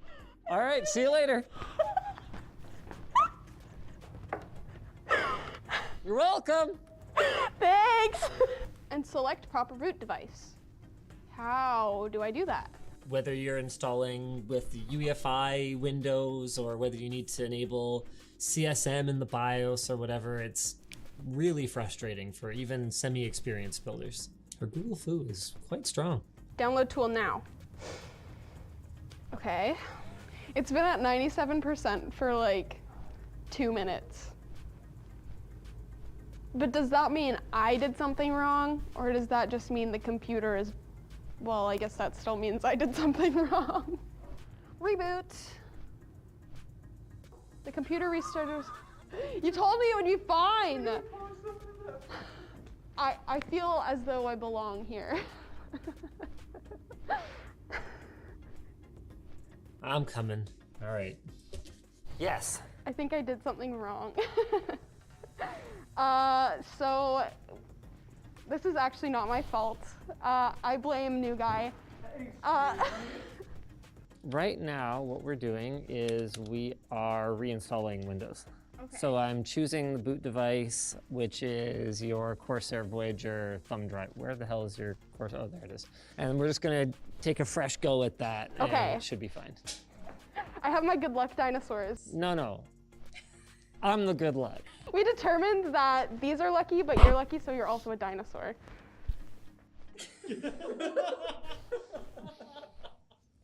LTTstore.com.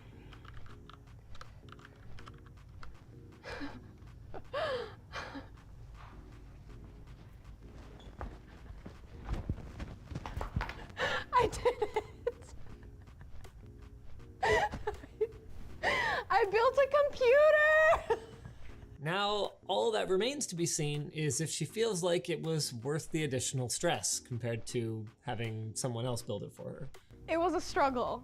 You have no idea how much of a struggle it was.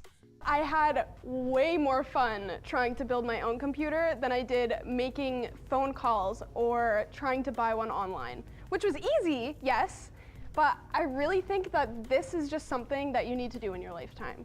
Build a computer. It's fun. I feel like I've learned a lot. Next time I build a computer, I'll know what I'm doing, basically. Maybe now it's cheaper to buy a pre-build. If you can get a GPU at a regular price or a price that you're not worried about paying for, then I 100% would recommend building your own computer. Truly, it was worth it. What a great conclusion. Did she nail it or what? Yes, it's stressful, and yes, it's way more difficult. It's a lot easier to just buy a pre-built computer, but it's rewarding. You'll learn something. It can be fun in like a stressful, anxious kind of way, but now is probably not the right time to do it unless you manage to get your hands on a GPU at or near MSRP. Nailed it, Sarah.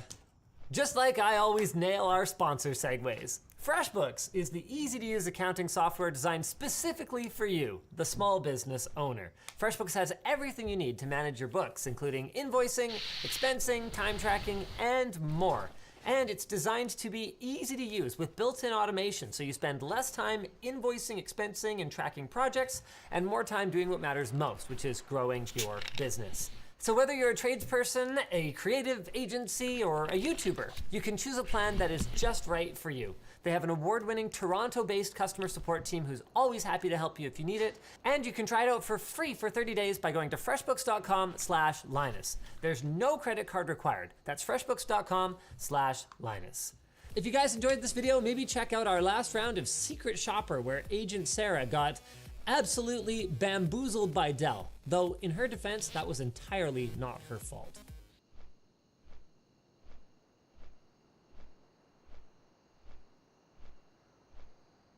This is gonna be quite a short video. Is this $4,000 of Starbucks? Are you serious? Hey LTT, welcome to my crib. Let's go check it out. Sarah, this is the bathroom. That's right, ladies and gentlemen, Intel Extreme Tech Upgrade is back. The one and only Sarah Butt got a $5,000 budget from Intel for the ultimate tech makeover, and we are gonna be checking out not her front door, for obvious privacy reasons. So we use this door.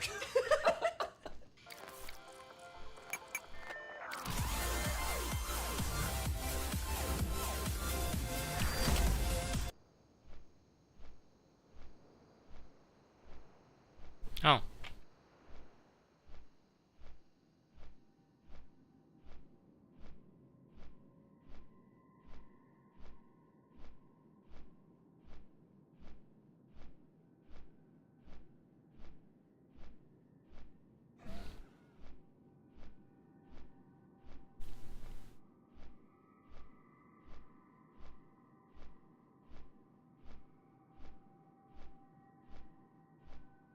I was scared of Eminem my whole life. Always. Dude, terrified. That dude freaked the fuck out of me. Oh my god. Which is really childish and silly, but I'm really like this. I'm giving nightmares to Billie Eilish. I was scared of Eminem.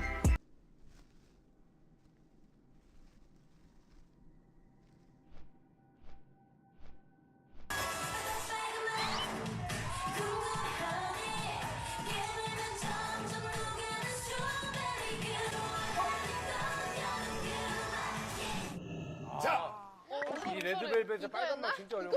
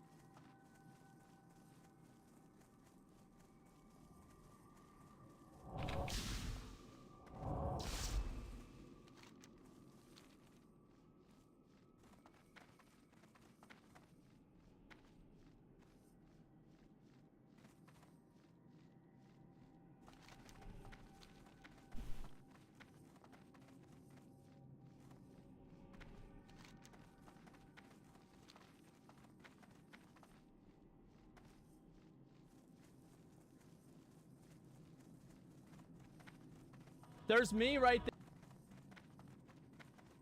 Oh, wow. Holy shit, look at this. Comcast has officially put an end to G4 TV. Holy fuck. As you know, G4 was reintroduced last year to tap into the popularity of gaming. We invested to create the new G4 as an online and TV destination for fans to be entertained, be inspired, and connect with gaming content. Over the past several months, we worked hard to generate that interest, but viewership is low, and the network has not achieved sustainable financial results. That's just, that's what happened. I mean, he's right about that. I mean, this is certainly not what we had hoped for. I would have expected that.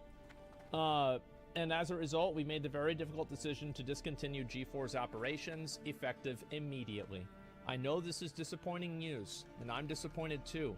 I want to thank you and everyone on the team, the G4 team, for the hard work and commitment to the network. So why did G4 die? Let's talk about it. I think one reason why it died is because of stuff like this.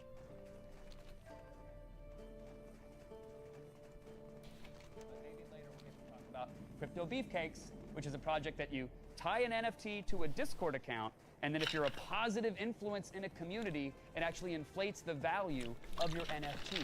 So heaven forbid we have avatars and communities that encourage people to be kind and supportive to increase the value of something. But apparently, that's the thing that gets me canceled today, is caring about a new technology and community. Well, you're all welcome. That's my time on this one. Yeah, it's okay to hate. I'm gonna sleep fine tonight. Yeah. Yeah, I really will. Now, at the end...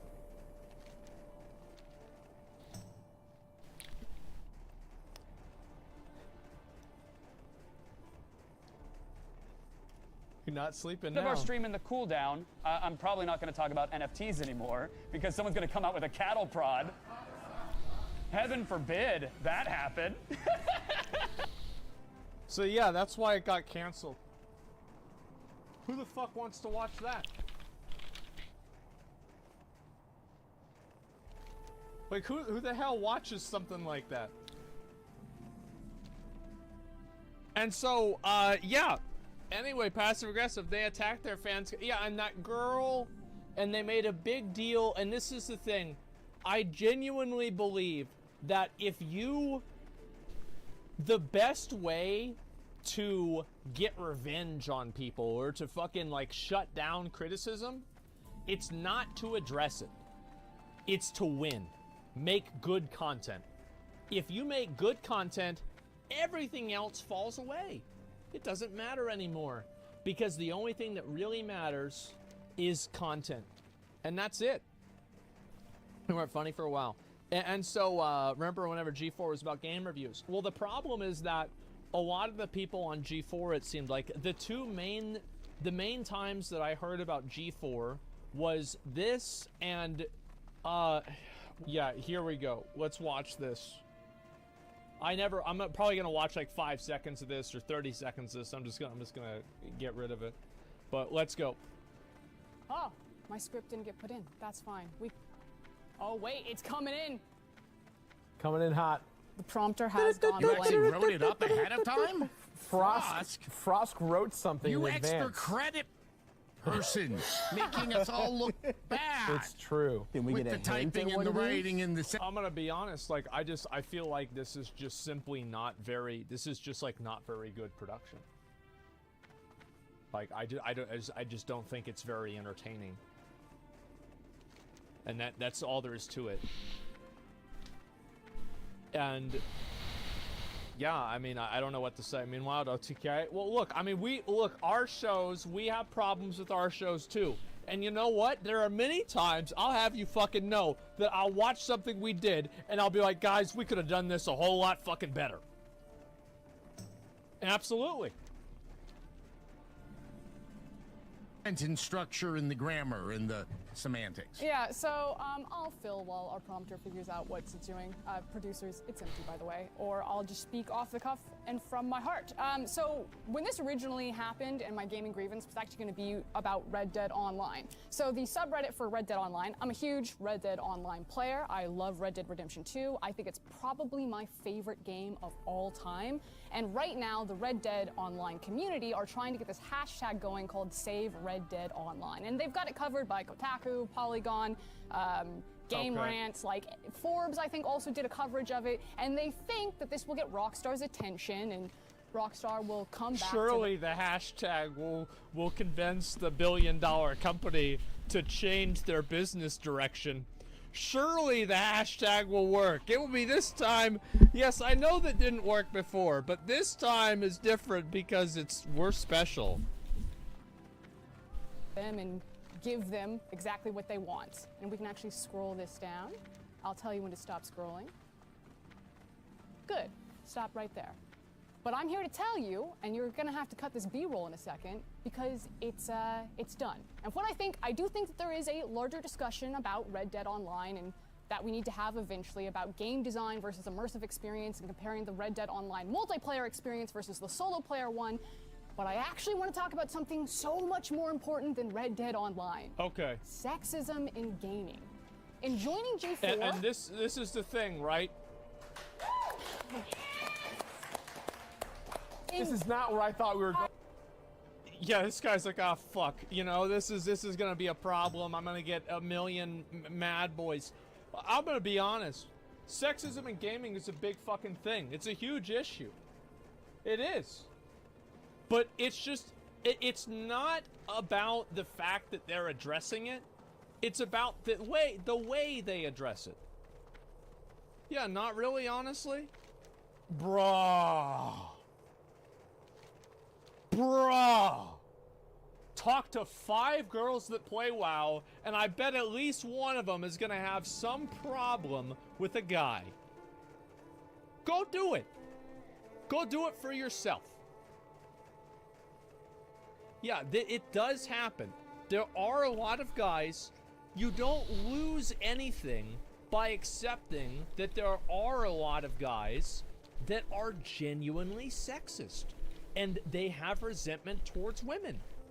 You don't lose anything for accepting that it's true, but it doesn't change the fact that whenever somebody like this, somebody tunes on to a TV show to relax, to chill out, to have fun, and to a certain extent, and this is something that I've had a problem with, is that 2 years ago or so, whenever there was a lot of fucking like this whole George Floyd thing and the full elections and everything like that, a lot of my viewers were critical of me, and they said that they felt like I was being patronizing too often, and I was like constantly saying things that were, it's like, this is obvious, and like people didn't like being like talked down to. And so I stopped doing that as much.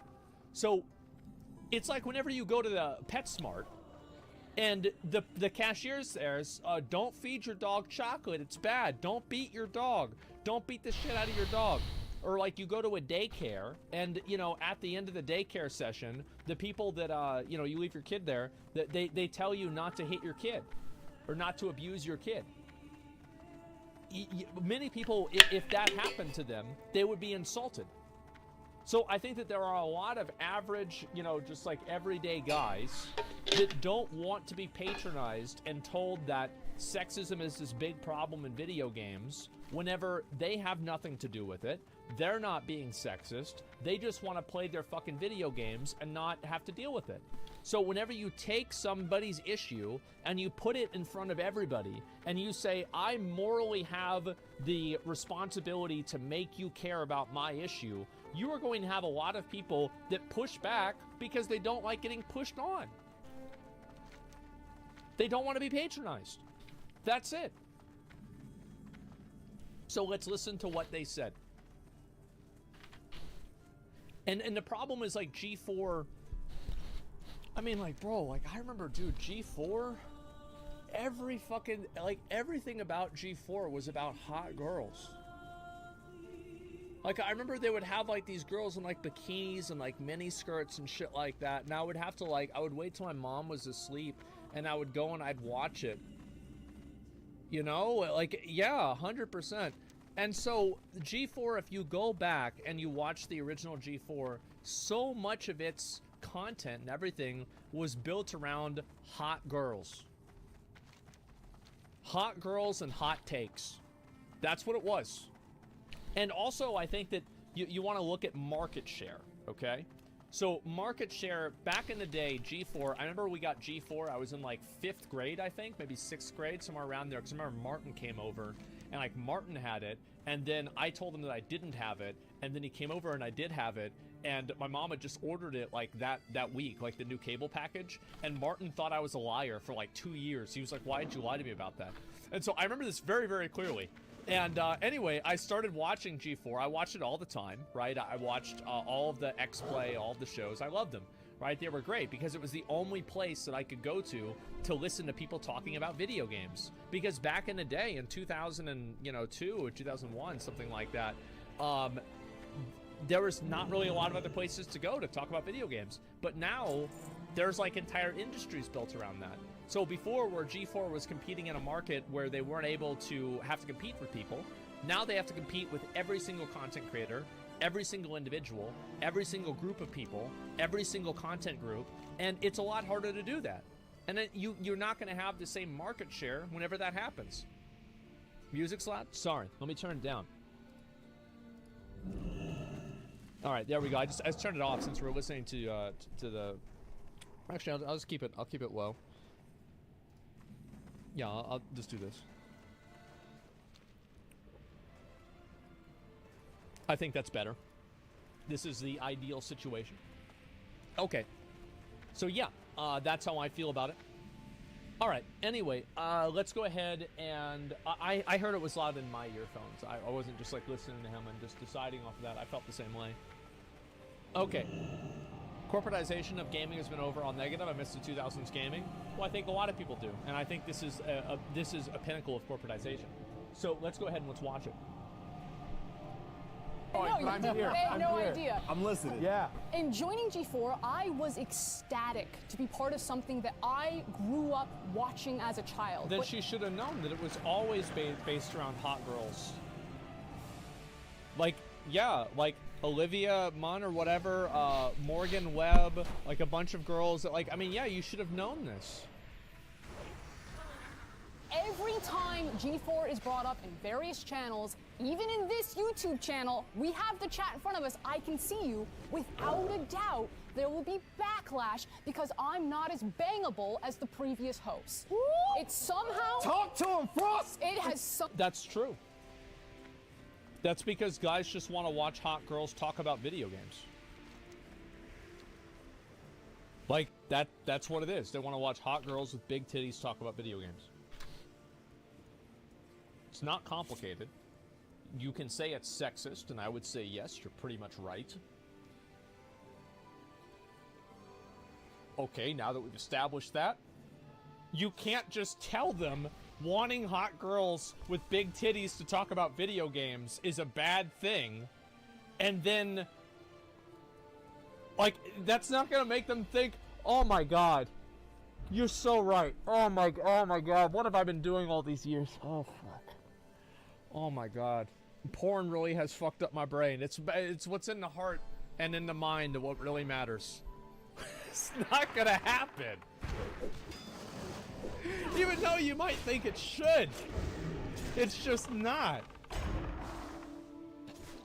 Twitch is an entire website is sexist if you think that's sexist. Yes, I would say Twitch has a big problem with being sexist. I'll say that right here. Absolutely. Without a doubt.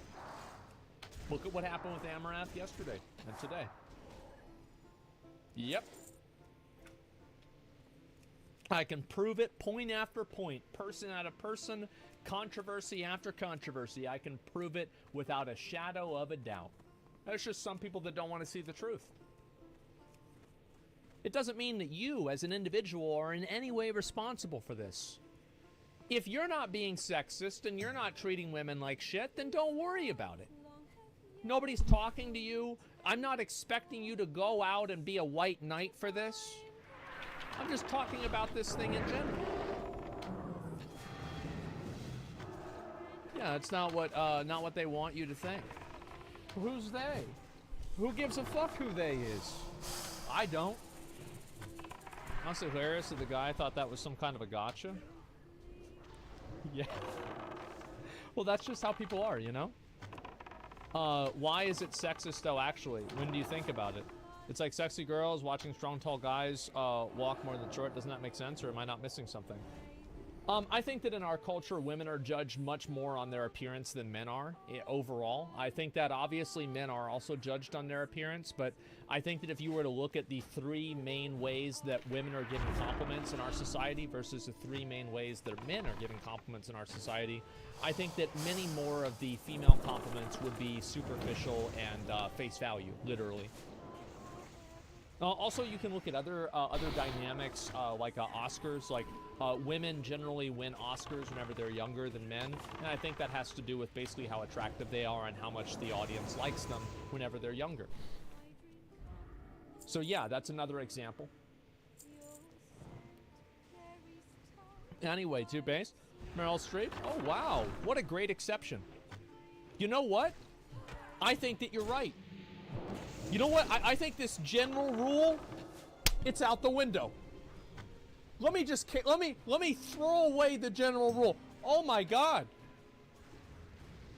Guys, let's shut this down. Let's shut it down. There's somebody who thought of an exception. Oh my God. I have a counterexample. Your rule isn't true. Anyway, let's go ahead and look at this. Let's get back to the point. Somehow been expected that you can talk about how much you jerked off to women as a compliment. It's not a compliment. It's weird. That's it's not dehumanizing and it's weird. Women do not exist to be nice on the eyes for you. Morgan Webb. No, that's definitely fucking true. I mean, that's what I was telling you guys before, right? Is that like, if you don't send a girl a picture of your dick and you don't tell them that you're jerking off to them, you're automatically beating 20% of guys. You're automatically ahead of them. Olivia Munn did not exist to be nice on the eyes for you. Yeah, they did. They wouldn't have hired her if she was ugly. Yeah, they did. Like, do I really have to be the reality check here? Yeah.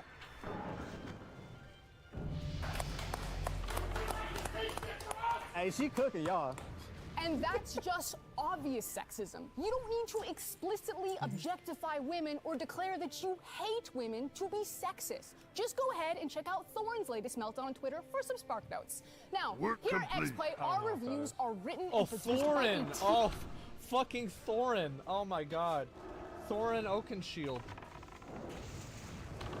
Yeah, it's crazy, man. Team of people. Yeah. There are too many He's a games dwarf. for one person to shoulder the burden. So we divide and conquer. And when we use language like we or I, that's the reviewer. That's coming from the mouth and experience of the reviewer reading that review. And that's not to say that Gerard, TBH, Adam, or myself don't contribute to the reviews. We absolutely do. But it'll always be in varying degrees and take a whole team behind us. That's why we're X-Play and not Adam Play. We have done the experiment and controlled for the variables. Adam will read a script written by... And this is the thing, right? And this is another reason why the group was not successful. Is that here they are in... this is a big circle jerk about how right they are about their reviews. Now, you know what I do whenever I have shit like this happen? Is I pull out all of the top comments of people that disagree with me, and I address those comments directly. You know, it feels awkward. It does. It feels very awkward. And what I'm saying is, I do think this was really bad for G-Play. Or, I fucking saw this. For G4. It was really, really bad. Because everybody who makes content about, you know, counterculture content had this girl on fucking every thumbnail for the last 6 months, shitting on G4. The same writer that I will read the other half of the script for, but I'll be the one flamed. And yeah, it also happens to Gerard and TBH. but that doesn't discount the sexism of how it happens to me when it does. Both things can be true, that there is a general hatred of any change that isn't Adam, and that all receive special flame just for being a woman. And I wish I could turn the camera around so that you could see the incredible team that make X-Play. Half of our producers and writers are women. Emily, Abby, Megan, Joe, Jake, Zipper, Gabby. It goes on and on and on. Former writers that are now... You see, the thing is that you cannot patronize an audience and guilt an audience into watching you. You can't do it. You can try, but it doesn't work. It just simply doesn't work. Unprofessional? It's not unprofessional. She's talking about what she thinks. She has the right to give her opinion on it. Right? I mean, like, I know there's nothing wrong with this. This doesn't bother me to watch. I'm not angry about this. It's just she's giving her opinion on it. And, you know, I'm giving my opinion on it.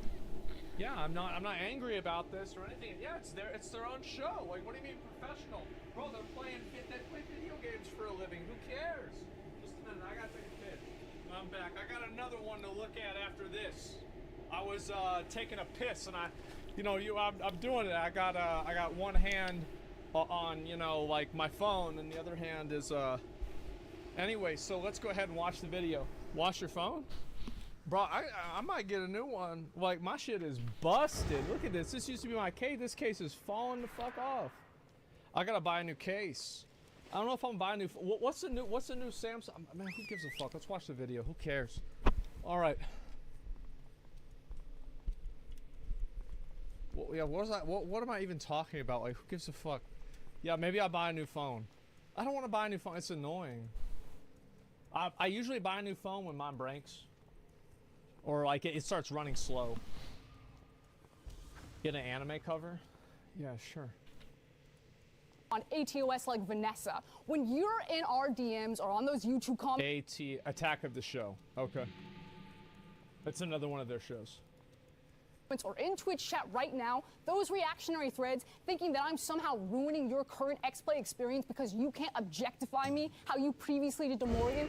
And that's true though, right? This is what they really think. And the problem is that whenever you played Akumers, which is absolutely what G4 did for many years, playing the Coomers, and then suddenly you want to change shit up. Have you guys ever seen a girl, like one of these like Instagram model girls, and they find Jesus? And after this, there's no more sexy photos. There's no more of this other stuff, and people stop following the fucking profile. They unfollow. They leave. They get mad. That I'm somehow less qualified to speak on something, but you can't quite put your finger on why, even though I'm reading the exact same script as Adam, but you have no problem with he's part of it. You're letting your unconscious bias. Yeah, no, she's right about this. And this is the worst part, is that, like, she's right about 90% of what she's saying, but just the way that she says it, the demeanor, and the fact that none of the other guys are backing her up on this, other than just, like, staying quiet and staying out of the camera. I can understand, like, in her head, in their head, they're like, oh, well, we're just gonna let her come out and defend herself. But if they were actually be like, yeah, guys, like, this is some fucking bullshit, like, just try to tone this shit down a bit. You know, it makes us look bad, it's weird. Like, I think this would have gone a lot better. It's not about what was said, it's about the way that it was said. Does that make sense? Yeah, it's too aggressive and too personal. Ruin my day and you're gatekeeping the gaming space. So maybe for 2022, we'd be a bit nicer, a bit more self-reflective, and we enjoy the fact that people are working hard to make free content for you. If you don't like it, don't watch it. Peace. Well, that didn't age well at all. Well, well, well. Hey, I got it. Well, hopefully applauding and, you know, patting themselves on the back for the aggrandizing speech in here and all this stuff. I hope it was worth it, because all these people now don't have a job, including all the people behind the camera. And that's what happens whenever you let ego take control of decisions. Everybody has made these mistakes before, but I assume with a large group like this, they could have probably prevented this from happening. Some HP bar above her? I don't know what it is. This loud, this loud, ooh, this loud. There we go. Okay. So yeah, a point to a jet problem is that they decide to preach instead of entertain. Yeah, exactly. Comments are turned off. Another really good one. And like, look at this. Look at all these fucking videos, man. Bro, look at this shit. Bro, after disgusting tweet mocking laid off coworkers. And yeah, so this girl, like, let's see if I find the tweet. I'll watch the whole video. Where's the tweet at? Where's the tweet at? Oh my god, where it be at? Oh my god, where it be at? Yeah, there it is. So G4 did some layoffs, and then she posted this thing, I survived, with like a lizard smoking weed. And it seems like there are no survivors now. And what's wrong with this? It's in poor taste because I think that a lot of people could, like, imagine if you got fired and you saw somebody tweeting this publicly. I think that a lot of people that lost their jobs would probably not want to see something like this. Yeah, I mean, that's what I would say. Like, I don't think this is a big deal. Like, disgusting tweet. No, it was just tone deaf and dumb. Like, it's not disgusting. She's not a bad person for this. But it was tone deaf and dumb to type this. And she did get fired, apparently, after this, too. And so you look at these, you look at all of these things here. And all of these people, G4 is dead. It's over, and this was a month ago. Review Tech USA is apparently reviewing a time machine. He knew it. G4 continues to crumble. Sessler is allegedly gone. Frost blasts YouTubers in meltdown over neckbeards after G4 layoff announcement. Oh my god. Yeah, so if you look at all of these, I'm not gonna watch the whole fucking thing. I don't give a fuck, right? But like, look at how much negativity this created. That's the point that I'm making, right? Like, and how many people were furious about this stuff. They were very angry about it. It seems like this Frost person killed G4. No, it didn't really have anything. Like, I think it's anything, like the failure of an entire network is never just because of one person. It was many, many different people coming together and causing this to happen. I think that's what it was. Go woke, go broke. Sometimes that's the case, especially whenever you rely on a community, because the community just isn't going to be interested in being patronized. People don't want to be patronized. So, and so, yeah, that's probably why G4 is falling apart. There you go. And it sucks. I mean, I feel really bad for, I mean, like, yeah, you can say, like, this woman, like, shouldn't have said what she said, and, you know, maybe she was too aggressive or abrasive with it. But, I mean, here's the way I look at it, right? Let me see if I can go back to where it was. Okay, just let me pause. Where is it? Yeah, like, I mean, these two guys, I mean, they're just sitting there, you know? Like, these two guys, they lost their job. They're done. All the people that were working this camera, they lost their fucking job. They're done. They're fucked. So it's like, it's always very easy to celebrate whenever you feel like you're having an ideological victory, right? Which I don't even know if this is really what this is. However, there's a lot of real people that are collateral in something like this, and it fucking sucks for these guys. Absolutely fucking sucks. Another proof that girls fuck up everything. Is that right, Pezor? Is that fucking right? This is the one thing that you had to fucking bring that shit in here. Girls ruin everything. Well, I'm gonna be honest. Girls were the reason why people watch G4 in the first place. I'm gonna keep it $1.50. Like, that's just a fact. So let's go over and I'll look at something else, and I want to go ahead and show that this is not always the case. So, I've been here for a while. In the Warzone community, outside of Z-Laner and you know, you don't typically see this vast amount of hate. And so a general question popped up as well would be, do you think if you were a guy streamer that the hate would be this ferocious against you and the accusations would also be this ferocious against you? Absolutely not. And I also think that it's so ignorant to people say that it's not because I am a girl. I feel like if you just look at those comments, so people are attacking Zealand right there, like, you cheating effort, right? They'll say stuff like that. Aimbot, they'll say wall hacks. But they'll cuss at him. You are a cheating bitch. Go to the kitchen. Like, you're attacking my gender. Like, that is the difference. Like, you're not like attacking a guy's gender. And it's just like, there's a big difference. There's a big, like, you know, a difference there. And I don't know. You have to be so ignorant to think that that's not true. You have to be. And I'm not saying that guys don't receive this hate. They do, but to the extent that I do because I'm a woman, no, they don't. And that's a fact. I mean, look at what they say about me. It's a fact. And so if you go, and the point is that, by the way, I agree with this. I think it's totally true. I think that she's just completely fucking right. However, look at the feedback and the a lot of the people here, right? People are being relatively at least more positive with her. At least whenever I looked at it earlier. If you see Call of Duty chat, they're in tournament, 95% kids saying something negative about her, and 5% people asking for the leaderboard to be updated. Yeah, there you go. And it's not a gender thing, and just a cheating thing. Well, I think it's both, right? Show me a guy getting hate for cheating and is being told to go back to the chicken. That's what makes it about gender. Yeah, and so what I'm saying is that it's also about the way that you address something. And I think that the way that G4 addressed a lot of these problems was really, really bad. Go back to the chicken. Look. The people that type this kind of stuff,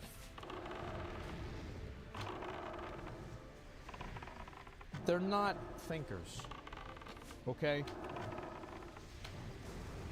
They don't spend a lot of thinking. The difference is a guy would be accused, be forgot about immediately, and not be able to farm content off of it, then cry sexism. Well, I mean, are we really going to pretend that people say, like, I think that goes both ways. That if a guy was accused of cheating, then less people would have latched onto it in the first place. Dream is one of the most popular content creators right now online. So, of course, whenever Dream does something, and also Dream quadruple downed on it. You know, like, Dream fucking got in there, he got down in the trenches, and he went to war. This is some fucking World War I trench warfare, trying to prove that Minecraft run was legit. Okay? So, yes, Dream absolutely made it 1,000 times worse. G4 at Amaranth jumping in a pool of plastic balls a week later and it was fine. Exactly. That's because that's what the people want to see. That's what it is. Do her post, she's feeding into it, bro. Then she acts this way in an interview, she's fake. Well, I mean, she's got to act that way, right? I mean, like, what else she's going to do? Like, keep saying, no, it wasn't me? Like, fuck. I mean, how could she even do anything? Yeah, she's stuck. Some men are so sexist, they call other men soy boys. I don't know about that. Where's the equality, man? It's non-existent, never will be. You have a long time doing this bullshit? Well, I think it's just important to call out what it is, right? Like, I mean, but what I'm saying is, like, whenever I talk about this kind of stuff, I try not to make it where it's like you guys are the ones that are doing something wrong. Like, you guys, like, yeah, there's a few people in chat that are like, fucking woman. Like, yeah, of course that's true. Go back to the chicken. You know, like, yeah, sure. However, most people are just, they don't give a fuck. They just don't want to hear about it. It's weird. It's whatever. Give me a kitchen sandwich. Yeah, there you go. I mean, it's just it's a weird thing, man. It is. I think your text pretty accurate. Sexism is real, but the presentation and asking for it to be addressed is aggressive and condescending and ultimately self-defeating. Yes, exactly. Because nobody wants to be presented, nobody wants to be confronted as if they are the enemy. Nobody wants to be treated that way. Discussing things like sexism in video games shouldn't mingle with game reviews. Yeah, I think that's true too.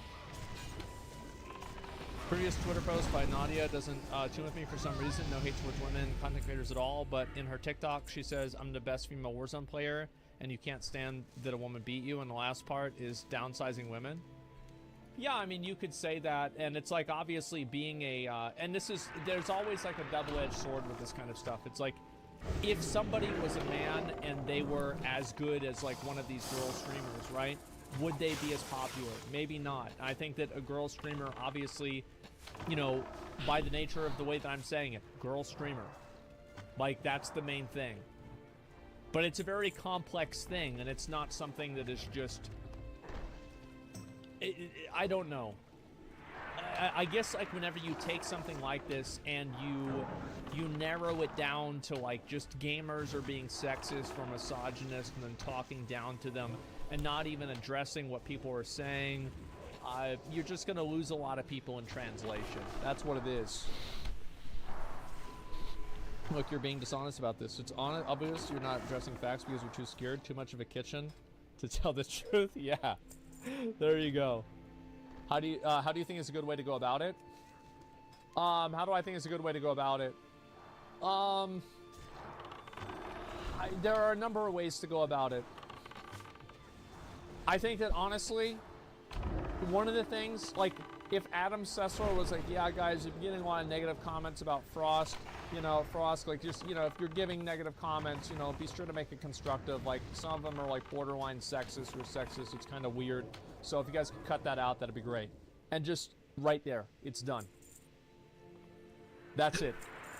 You know, it doesn't have to be like a fucking 5-minute conversation. It doesn't have to be anything like, yeah, can you guys cut out the shit? It's getting a little bit too personal. Yeah, it's a nice way to do it. Yeah, be specific. Don't make huge sweeping statements. Yeah, exactly. How come there's no girls or women on professional esports teams? I've heard there's like genetic differences. I don't really know if that's true, though. I'm not a scientist. I have no fucking idea. I think it's also cultural. There's probably a lot of different reasons.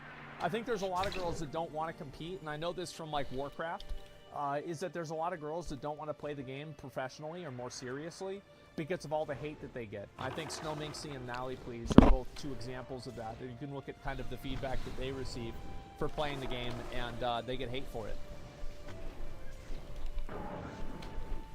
Yeah, Hafu nudes. Yeah, there you go. Another one. Hafu, prime example, which is cultural. Yeah. You're no stranger to long grants either, let's be honest. No, I'm not. I'm absolutely not.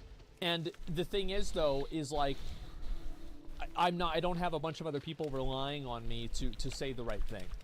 You know, that's about it. Guys should socialize differently. They bond through bantering and trash talk, and women aren't wired like this. Men are at odds with each other for gaming spaces. I don't think that's entirely true. I think that there are a lot of guys that don't really like the trash talk either, and they get butthurt and pissed off constantly. And so, yeah, I don't think that's necessarily true. I think also, like, a lot of the banter stuff that people have is usually one-sided, and it's just somebody who's an asshole. It means generally. Yeah, we can always talk about generally, like, yeah, maybe... I think that, yeah, you could, yeah, I mean, you can make the argument that on a general sense, guys are much more prone to, like, banter and stuff like that than women, I would say, like, on average, but I'm not a girl, I can't really say. That's just my observation. Markiplier announced he's starting an OnlyFans? Finally. The shocking amount of hate comments, however, I find this person get along friendly, not associated. Yeah, there's a lot of really negative comments about her. Anyway, so let's see. I think that's pretty much all stuff I want to talk about today. Yeah, I think that's about it.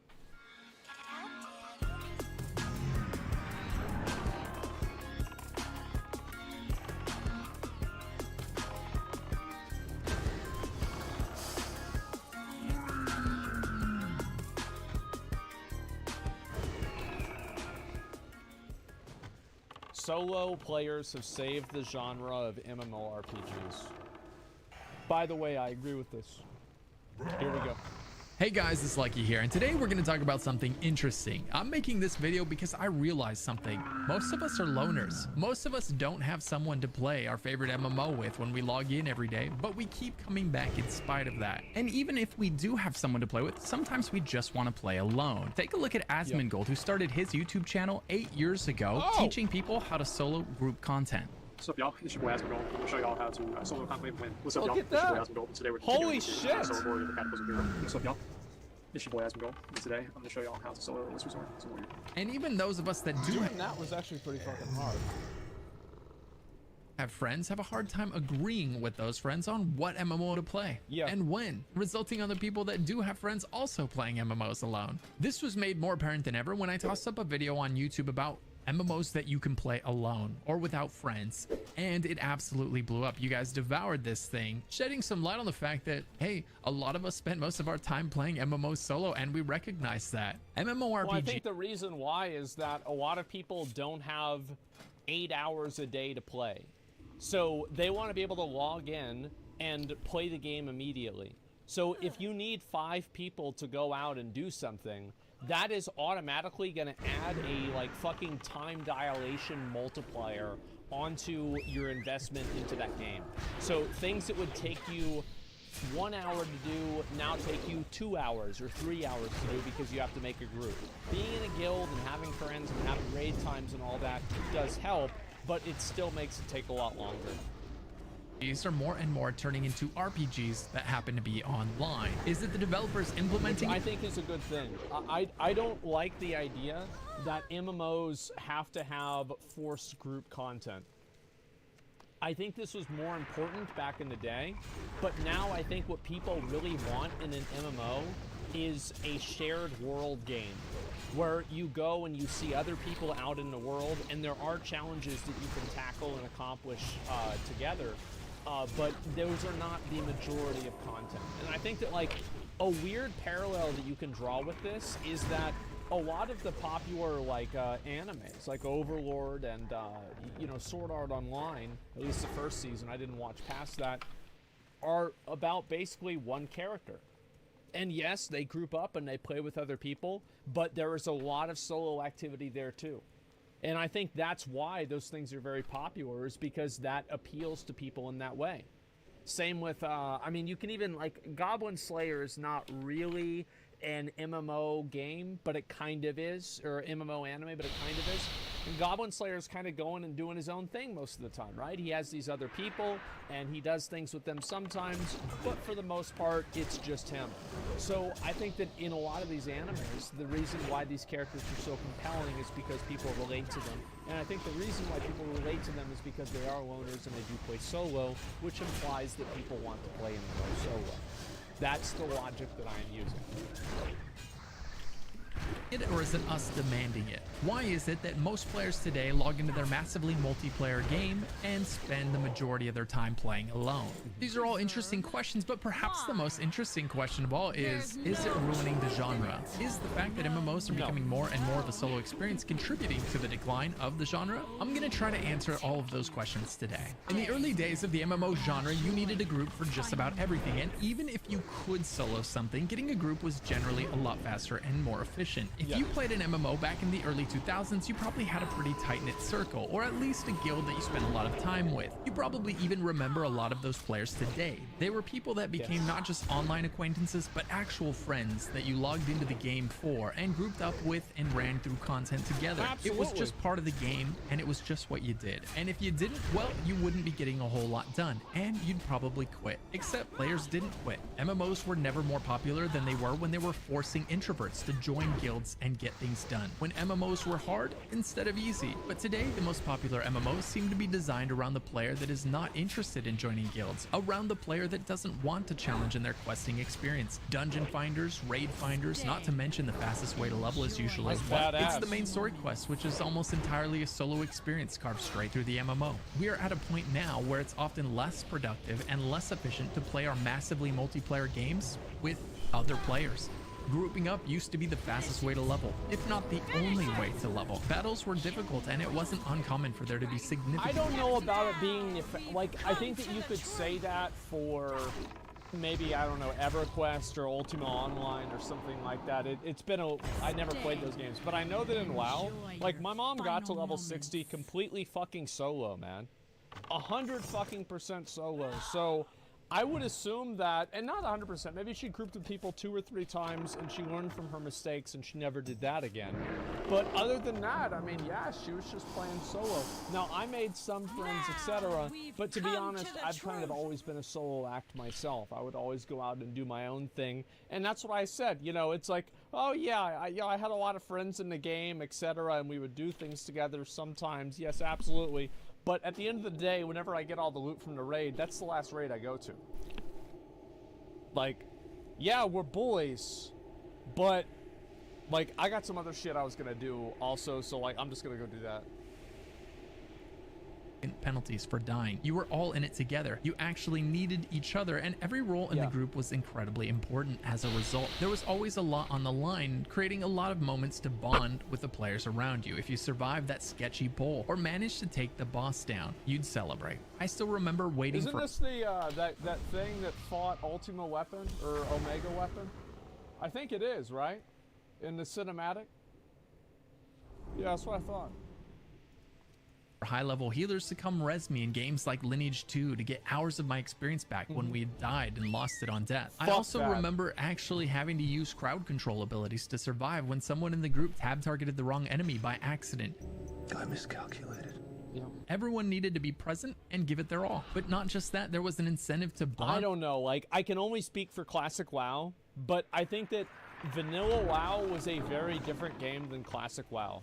And the complexities of Vanilla WoW, I think Classic WoW showed it to not necessarily be complexities, but just inadequacies of knowledge and skill. It was not as hard as people thought it was. It wasn't this fucking test of skill and endeavor of fucking tenacity. No, it was just you go in there and you fucking gotta get this guy, and maybe you counterspell that thing. If not, you just go around the pillar and it doesn't hit you. You know, that's about it. With those players, there was an incentive to perform at your best. If you had a tank with clean pulls that could maintain aggro, or a healer that kept everyone standing, that was special. You remembered those players, you added them as friends, because that's the only way you would make sure you had a group to do that stuff with the next day. There wasn't a dungeon finder that you could queue into. We actually did that in Wrath. Remember that paladin KBL?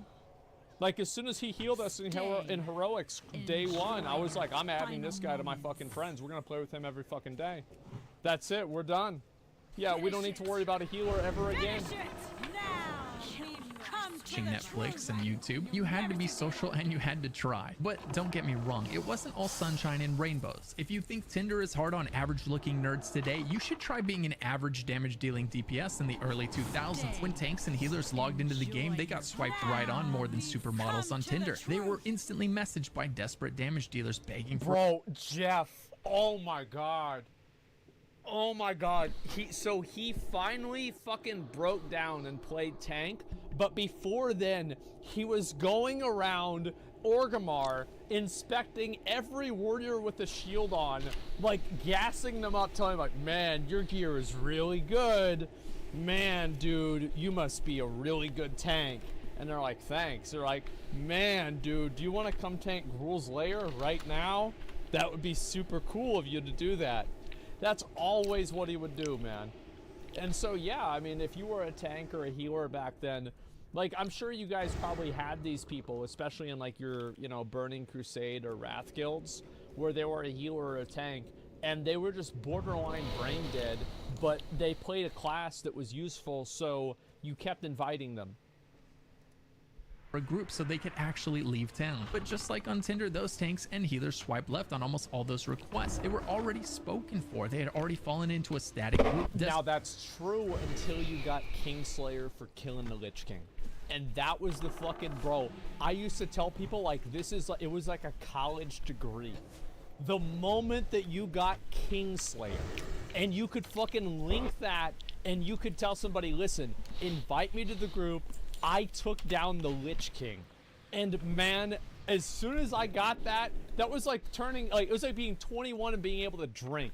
It's like you just get into any fucking group you wanted. You were done.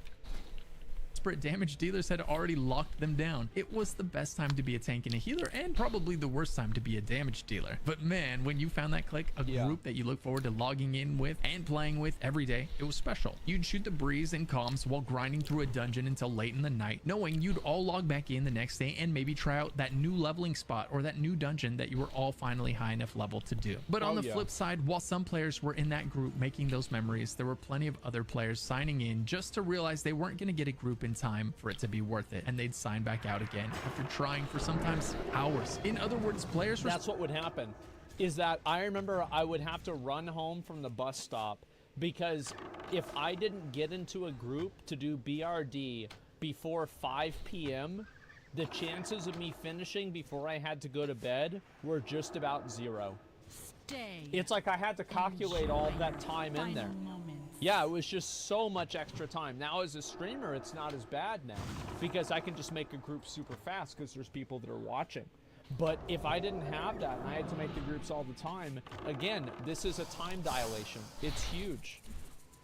Spending as much time looking for a group as they were being in a group. I remember standing in town looking for groups in Aiden and Lineage 2 or in Juno in Final Fantasy 11. I was a DPS in both games, and there were a lot of nights where I didn't get a group because I signed on too late due to school or work or life. Yeah, it's like it was basically first come, first serve. Now, obviously in like Wrath and especially in like Cataclysm and Mists of Pandaria, like I would always get, like they would just kick somebody out for me because I had like fucking best in slot gear. I knew all the fights. I played the game 12 hours a day.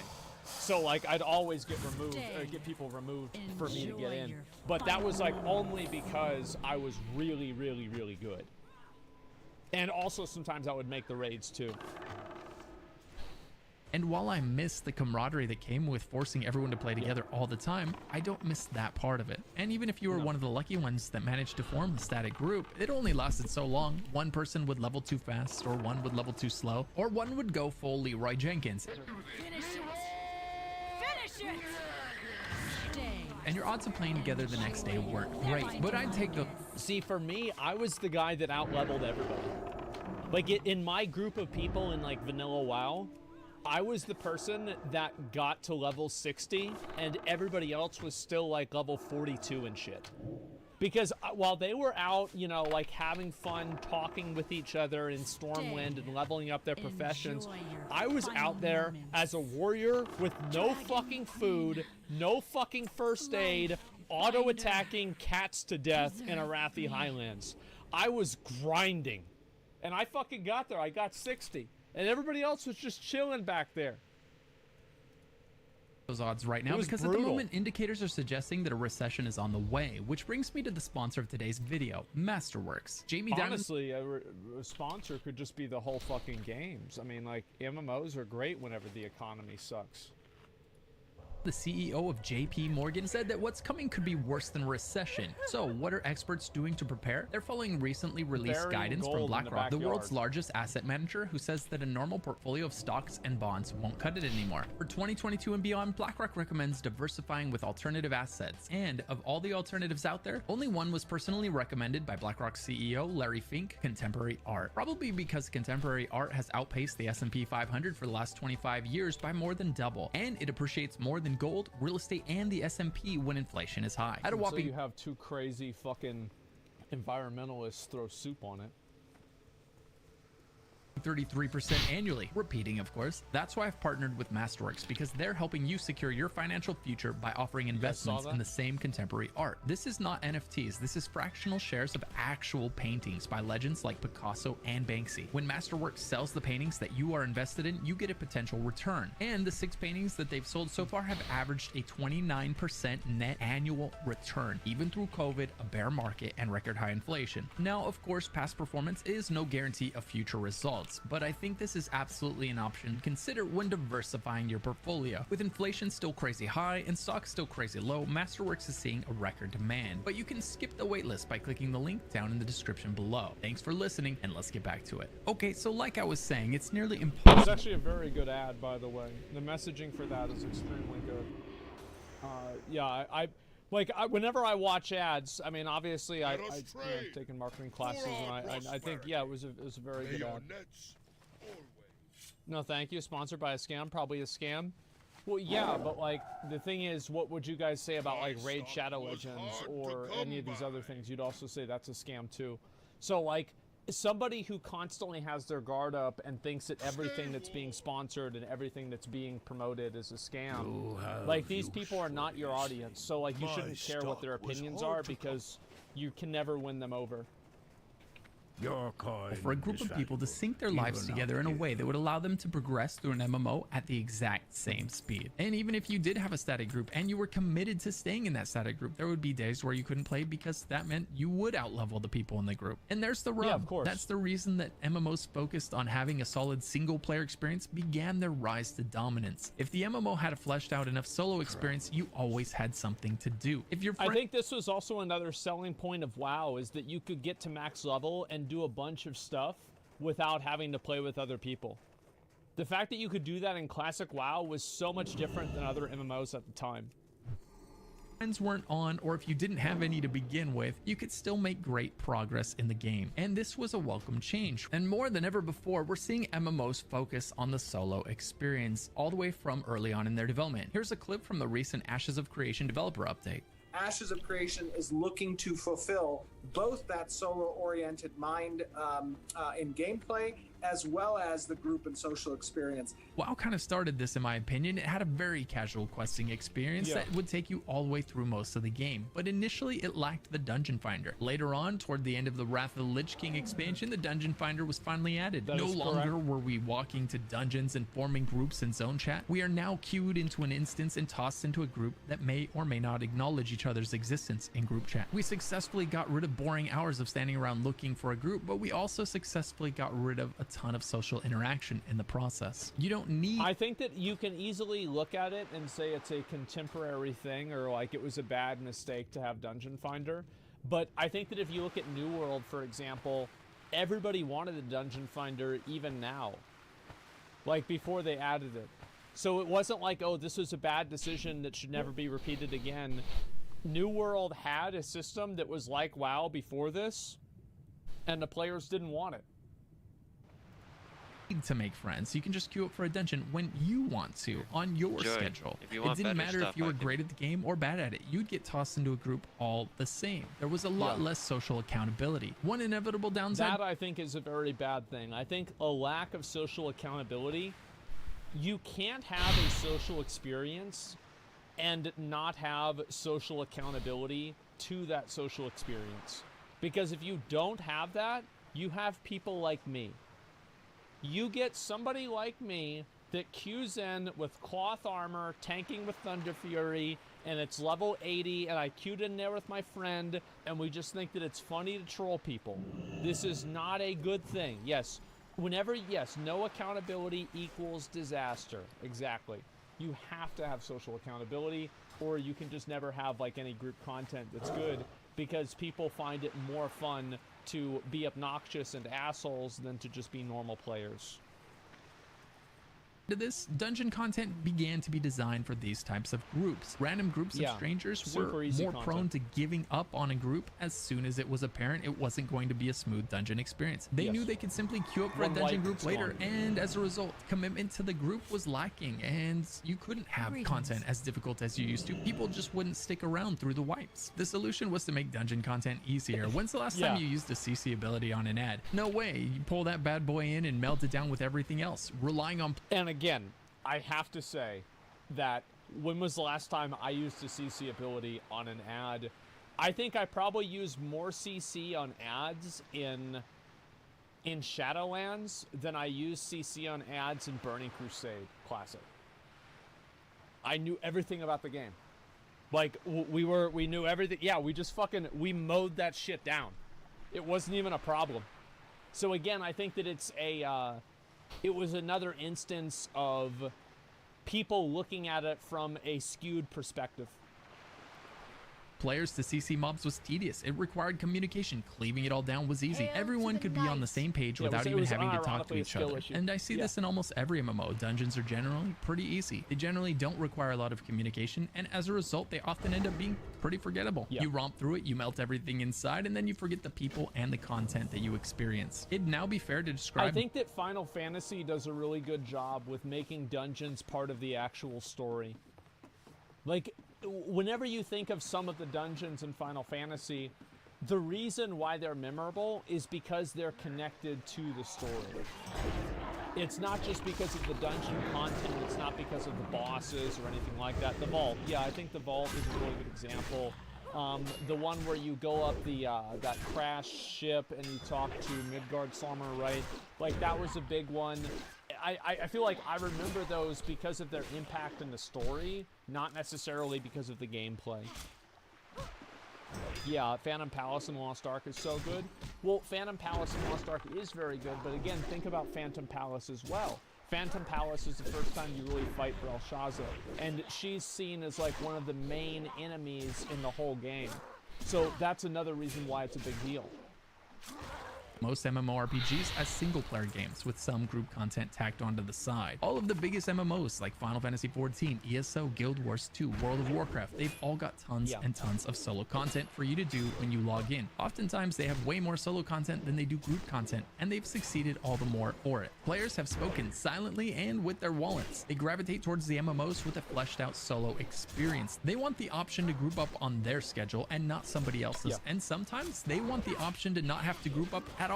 So this begs the question, why play MMOs at all if you're the person that doesn't want to interact with anyone at all? And it's a fair question, but I don't think it is. I think that a lot of people, again, they want to be in a shared world where they can show off their accomplishments. So for example, like, they want to be that person that can, you know, sit up in the city and have, like for example, like Final Fantasy, you have Necromancer. Like, Necromancer is fundamentally a solo achievement, and people will be like, oh fuck, he's got that. Whereas whenever you're playing a single player game, that doesn't matter as much. Another example of this is like the Golden Turpion in Lost Ark. There are always people that will message me like, damn, you have the fucking mount, that's badass, right? Especially whenever I got it and like nobody else had it except for a handful of other people. Like, it was a very rare mount, and people are like, holy shit, how'd you get that? Like, what is this? And even now, whenever I show my adventure journal progress, because I have 100% in all the zones, people are really, really impressed. And I think also, yeah, it's like flexing. People want to be conspicuous with their accomplishments in games. It's that simple. And I think that MMOs provide that option. And also, they serve as a pseudo-social network where, like, you can talk to other people, and you can also be a slightly different person if you choose to be. I think it's the fact that MMOs are an unending story. They're not just about interacting with other people. They are about the journey, the days, the weeks, the months that we put into them. They'll be relevant for years. It always feels bad when you're watching a good show and you go to put on the next season only to find out there isn't one. The show got canceled years ago. Or maybe this calls for a more direct comparison, such as when you're enjoying a single player game and you have an epic fight and you get that bittersweet feeling. I was getting depression fighting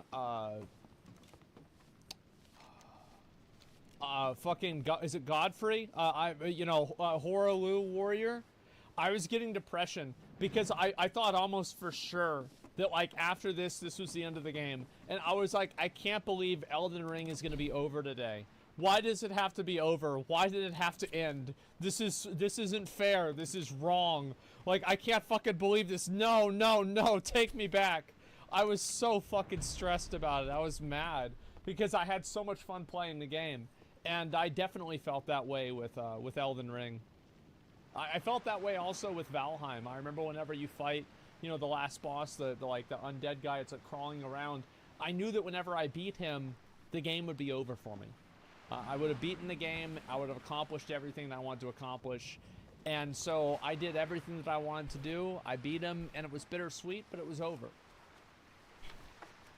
Because you know a final battle when you see one. It's epic, it gives closure, and you're completely aware of the fact that you're likely only a few... By the way, for a lot of people, the Lich King was that final battle.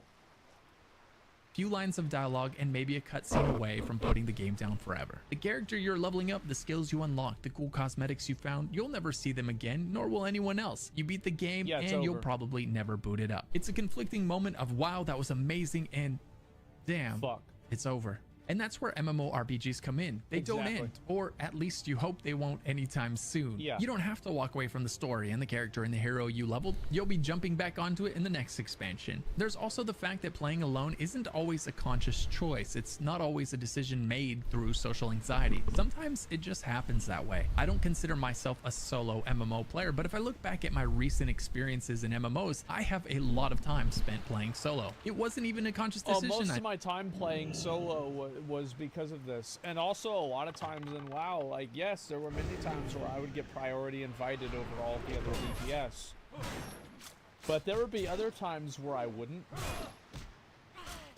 and I think everybody knows why.